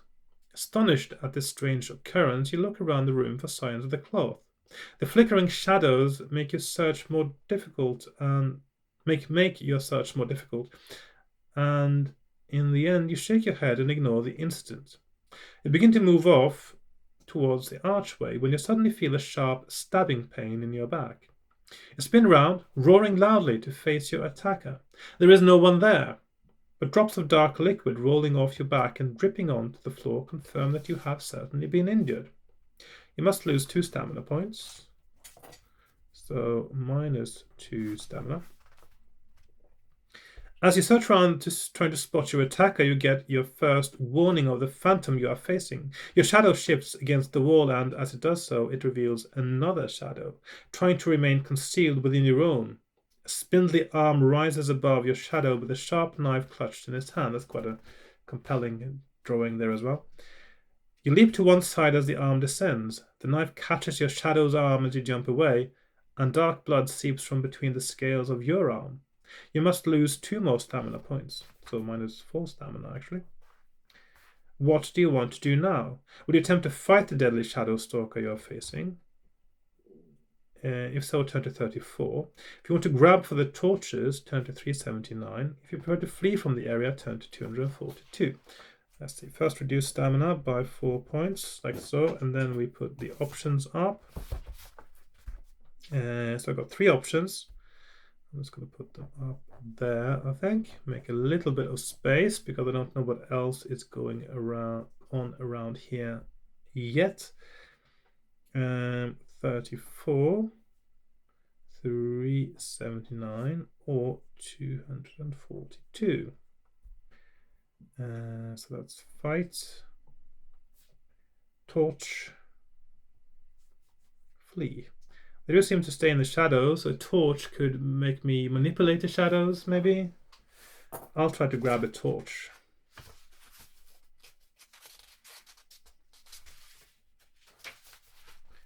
You reach up for the torch on the wall beside you, but it is just out of your reach. Meanwhile, the shadow stalker is once more poised for attack, and only by shifting sideways quickly do you avoid a fatal blow. Instead, the plunging knife grazes your shadow's leg. Lose 1 stamina point. So -1 stamina, and that is also means that is the wrong choice. Would he now try to fight the creature, offer a gesture of peace, or flee as quickly as possible? Gesture of peace? What on earth is that? 1, 3, 5, 5, peace. I suppose I'll have to try to fight the creature. There might be a way.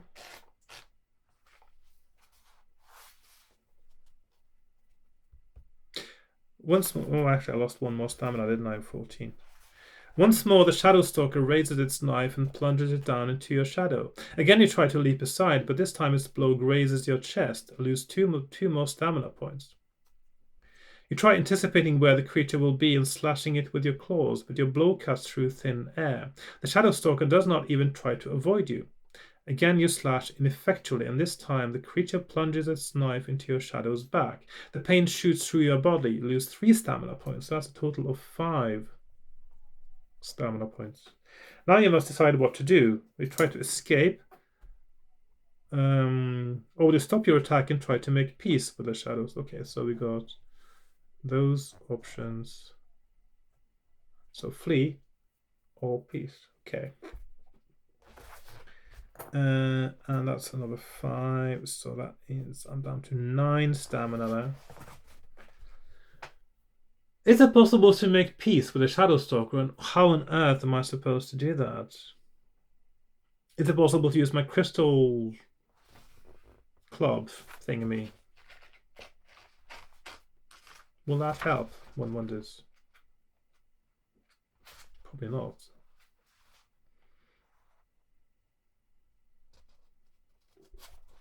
I'm not in the battle technically, am I? So I can't use that. I'll just try that make peace option just to see if that actually is a viable thing. And then I'll save my game though, just in case that's a death thing, so I can continue. But yeah. You withdraw your claws and hold your hands out in a sort of gesture of submission. The creature's knife rises once more and stabs downwards. This time the blow lands in the center of your shadow's chest and you collapse in a heap on the floor. The evil spirit has no comprehension of truce. And indeed, why should I, actually, when you think about it? The end.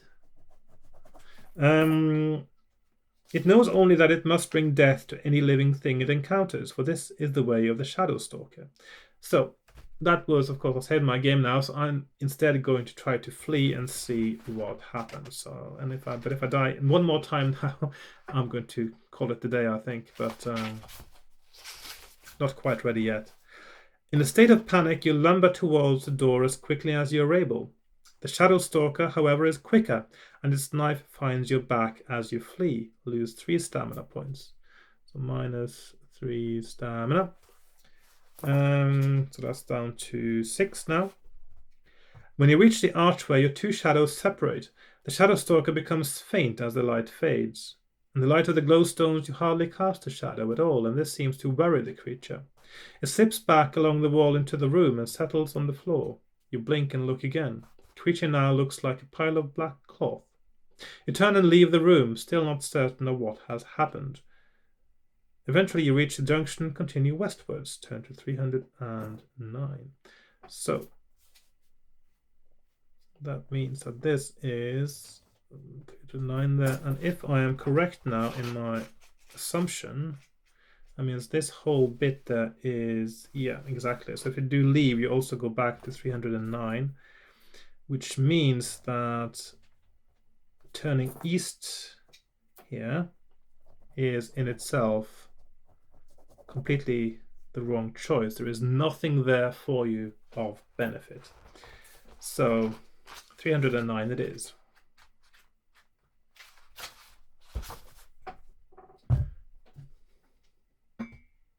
Steve Jackson does like having whole sections, doesn't he, where basically they're dead ends, but you don't know it yet, or you sort of meet your demise a few paragraphs further down, and you don't realize until it's too late.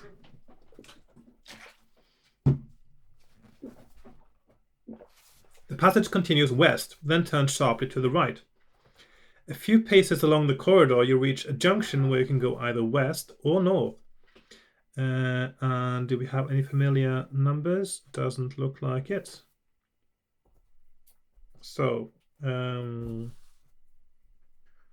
going to put those options here. And it's 280 west or 371 north. I'm going to try north, 371.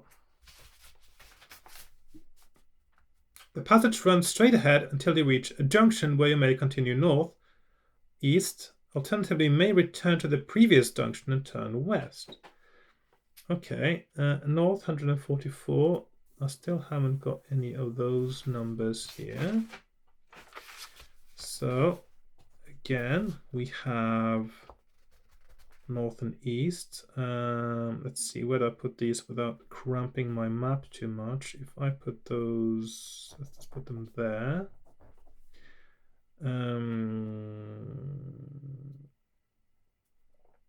So 144 north or 280, so like so. And then we have 144 north, 204 east. Okay, so I'm going to try to go east this time, 204.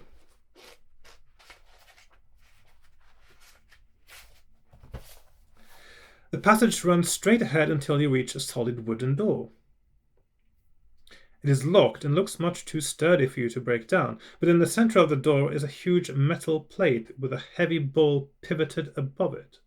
Would you use the ball to hit the plate to attract the attention of whoever is inside, or will you return to the junction and take the passage to the north? Okay, so like so, and then we have the option of doing 4, 3, 5 door. Well, I'm going to knock on the door.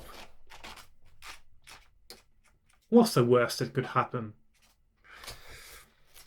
The heavy knocker booms loudly. Oh, you got one of those rhino men here. The heavy knocker booms loudly on the metal plate. A grunting noise comes from behind the door, and you can hear feet shuffling as some sort of creature responds to your knock. The door slowly creaks open, and a long snout appears.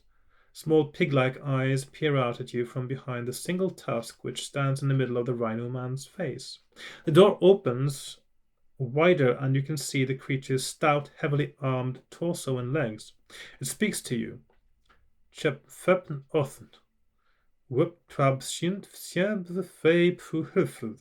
But nis far quickly. Je fi ipwooks nab nurft near dat extra tevreft.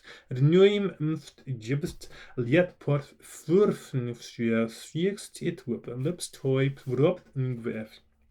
The fneb bef pjörfjov test just pjörfjegit fjest dit fet pond fjabjel till fab till fjabr. He's closing the door without letting you in. Will you shove the door and step into attack, or leave, return to the junction and take the northern passage? I'm going to shove on the door and attack. 3, 5, 7.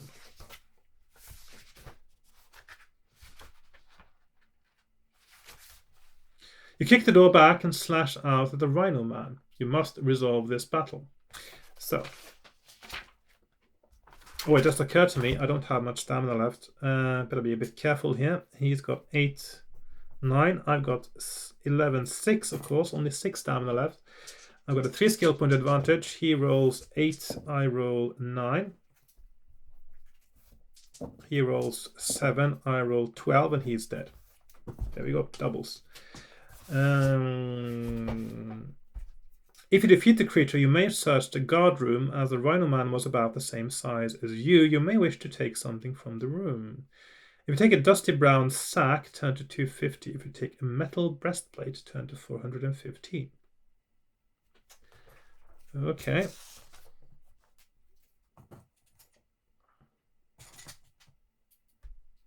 So we have 2 options. So let's put them over this way now. So 250 sack or 415 plate. I want to try the breastplate, so 415.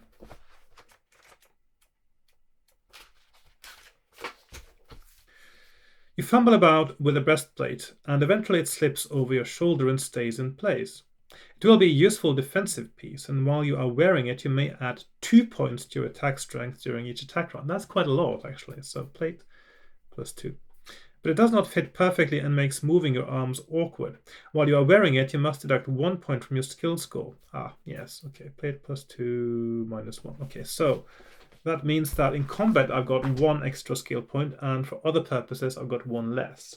So, so it's a plate +2.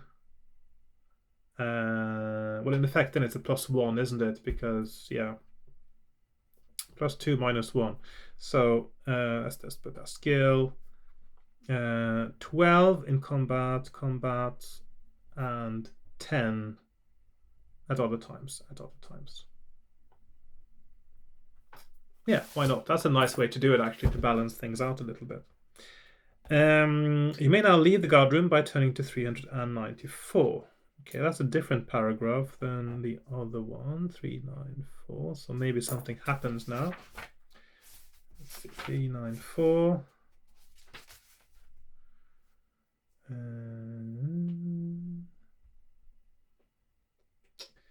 Right, and it also looks like it's about time for me to change the memory card on my camera, so I'm going to be gone in a few moments.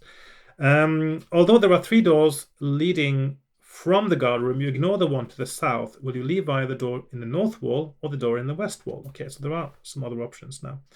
314, and still these numbers are nowhere to be seen on my already drawn map, which means that my map is going to get a little bit messy, perhaps, but yeah, I got better at making them less messy by spreading things out a little bit more than I used to.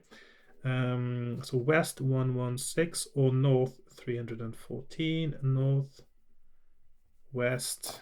I'm going to go north 314. You enter a short passageway which you follow to a T-junction. You consider which way to turn. Turn to 298. And I'm wondering now, again, is this somewhere I have been before? Nope. So 298. 98.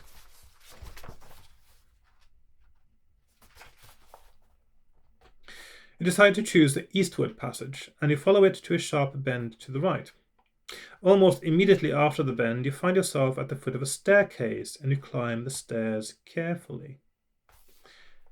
Then a corridor leads straight ahead southwards until you reach a T-junction, where you may turn either east or west. Didn't I see a staircase before?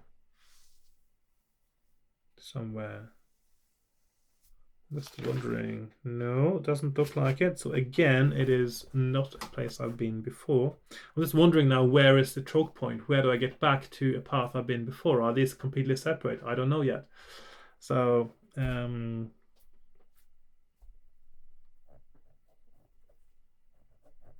at the moment, there doesn't seem to be any connection between these paths I've taken before at all. So 401, although there may have been if you went west, though, of course. Because I'm further east. 373 east or 401 west. I'm going to go east still, 373. The rocky corridor continues for some time and then turns sharply southwards. Ahead of you, at the end of the passage, is a sturdy wooden door. To your left is another door. Will you try the door straight ahead or the door to your left? So we have 2 options. I'll just move them up here. I'm still going to have to go onto a new page with this stuff as well. So 15, door ahead, or 241, door left. Okay. So 15 or 241, and it's time for me to do my memory card. So I'll just be right back. And I'm back. Right, because I didn't mention, I didn't take a long break now because as I mentioned in a previous episode sometime, I did buy a second memory card so that I don't have to wait for the files to upload. So now I'm uploading my files from the camera to my computer, and I've inserted a new memory card in my camera, and so I can do both, continue making this at the same time. I didn't need a break right now anyway. So I've either got a door ahead or a door on the left. I'm going to do the door ahead, 15, see what happens. All is silent as you enter. The room is large with a high ceiling, and a musty smell permeates the air. There are 4 doors leading from the room, one in each wall. A long table stands in the middle of the room, and on it is a short stick with a metal head lying next to some small spikes. A couple of planks of wood are resting against the table. This is evidently a workroom of some sort. In one corner of the room you find the products of the work carried out on here. 2 tall and thin wooden boxes, almost as tall as you are leaning against the wall. They're standing next to a hole in the wall just above floor level. Oh, I've been here before. Which is wide enough to fit. They are standing next to the hole in the wall just above floor level, which is wide enough to fit one of the boxes through. You puzzle over this for some time. This is very familiar because I have seen this before. Have I not? Oh, there it is. There it is. There it is. So, 373 east is the same as here. So that means that this paragraph is connected to that one. That is the same paragraph as that one. So basically, actually, I'll just do like this and remove these ones. So they've only got 1, 373. That means I'm back here now. So so that means I'm finally found the place where these paths converge. So this looks like the correct path now because you are able to find something useful. So I'm not sure if the sack is more useful than the plate or the breastplate, but this seems to be the wrong path. This seems to be the right path because here there is nothing that you can find. So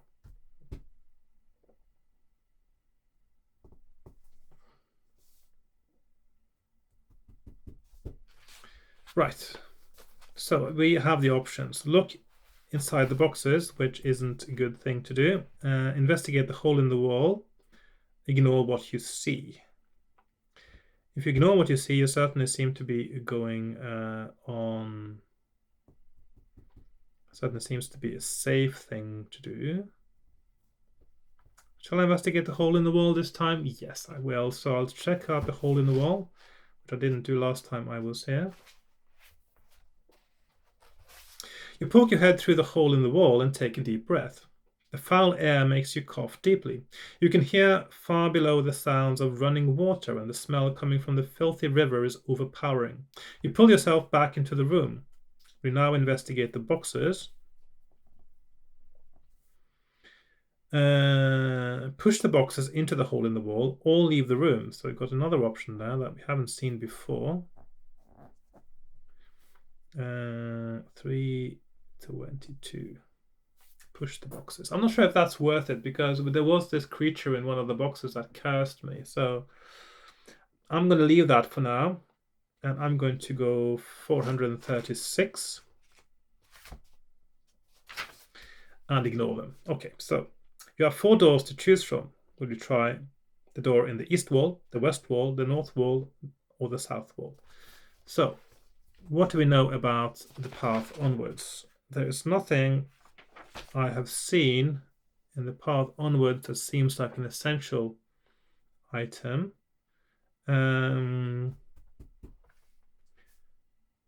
And last time I chose to take the door in the east wall. So now I can choose one of the other ones. So maybe I'll do the south wall one. So I'll just do 201 this time.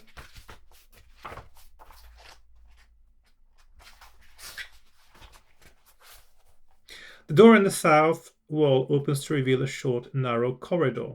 But as you are considering whether or not to step through the door, a creaking sound comes from behind you. You swing round to see the door in the east wall slowly opening. Glowstones in the passage outside flicker on to light up your way. You cannot resist this invitation and you leave through the east door. Oh, interesting.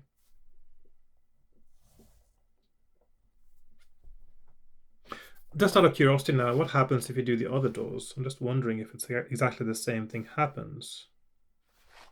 Because then it's just an illusion of choice again, isn't it? Yes, exactly the same thing happens.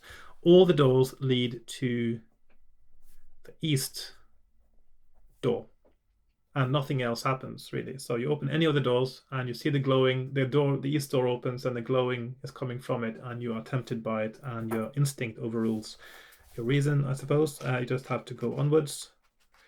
So the passage leads east. A short distance ahead, you arrive at a rocky bridge across a deep chasm, and I'll have to take a little drink of water. My apologies.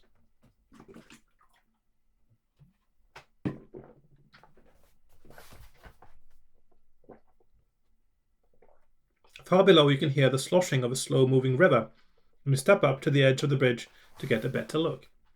A disgusting smell is coming up from the river. We sort of got that now, haven't we? The disgusting smell from the river. Yada, yada, yada. We keep getting that.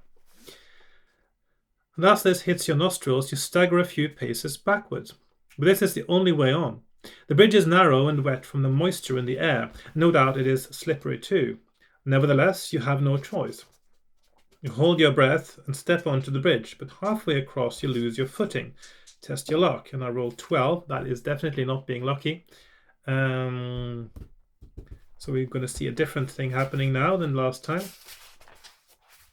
You try to regain your footing, but the bridge is too slippery. You lose your balance completely and tumble over the edge and down towards the stinking waters below.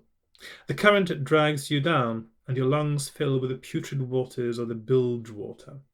Your death is not pleasant. Yes, why not? Why not? So that is the end. And I think that's a nice place to end it today because I think I've done a long enough episode now. So, conclusion so far is that the beginning, definitely that it seems that in the beginning you are always directed to the fight with the knight, the wizard, and the hobbit, and it doesn't really matter how you get there. And then it seems that going where you get the pendant seems to be the essential item there and the one you should be going for. And then, because the pendant is used to get into that secret place to get the crystal club or the kind of shield, which probably is a better idea to pick up actually in hindsight. That seems to be the correct path as well. So next time I'll probably start a little bit further ahead, having picked up the gibberish piece of leather in the beginning, the pendant, and then I'll probably maybe pick the spiky shield with a pouch on it, I suppose, instead of the crystal club. Not sure about that, but yeah, most likely. And then take it from there. So, which means I'll start sort of somewhere now on my page 2 of my map next time. So I think that's the good way to go.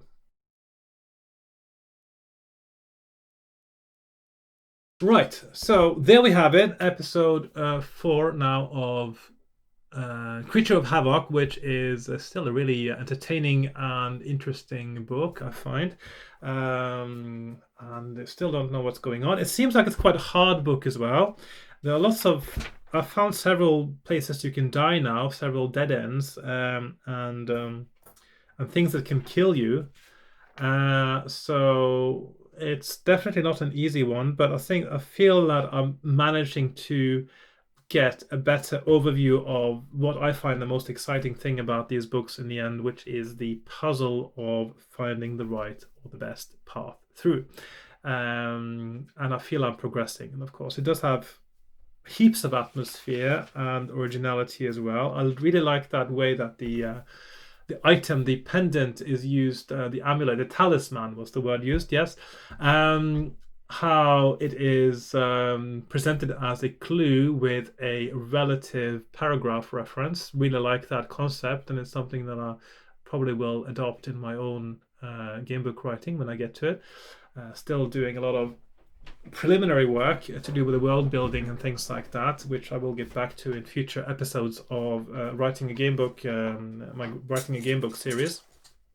So yeah, plenty of things to look forward to, I think, in Creature of Havoc. And yes, I'll be looking forward to seeing you next time. I hope you enjoyed this episode. I certainly enjoyed playing it, and I hope you will like the next one too. So thanks for watching, and goodbye for now. Bye bye.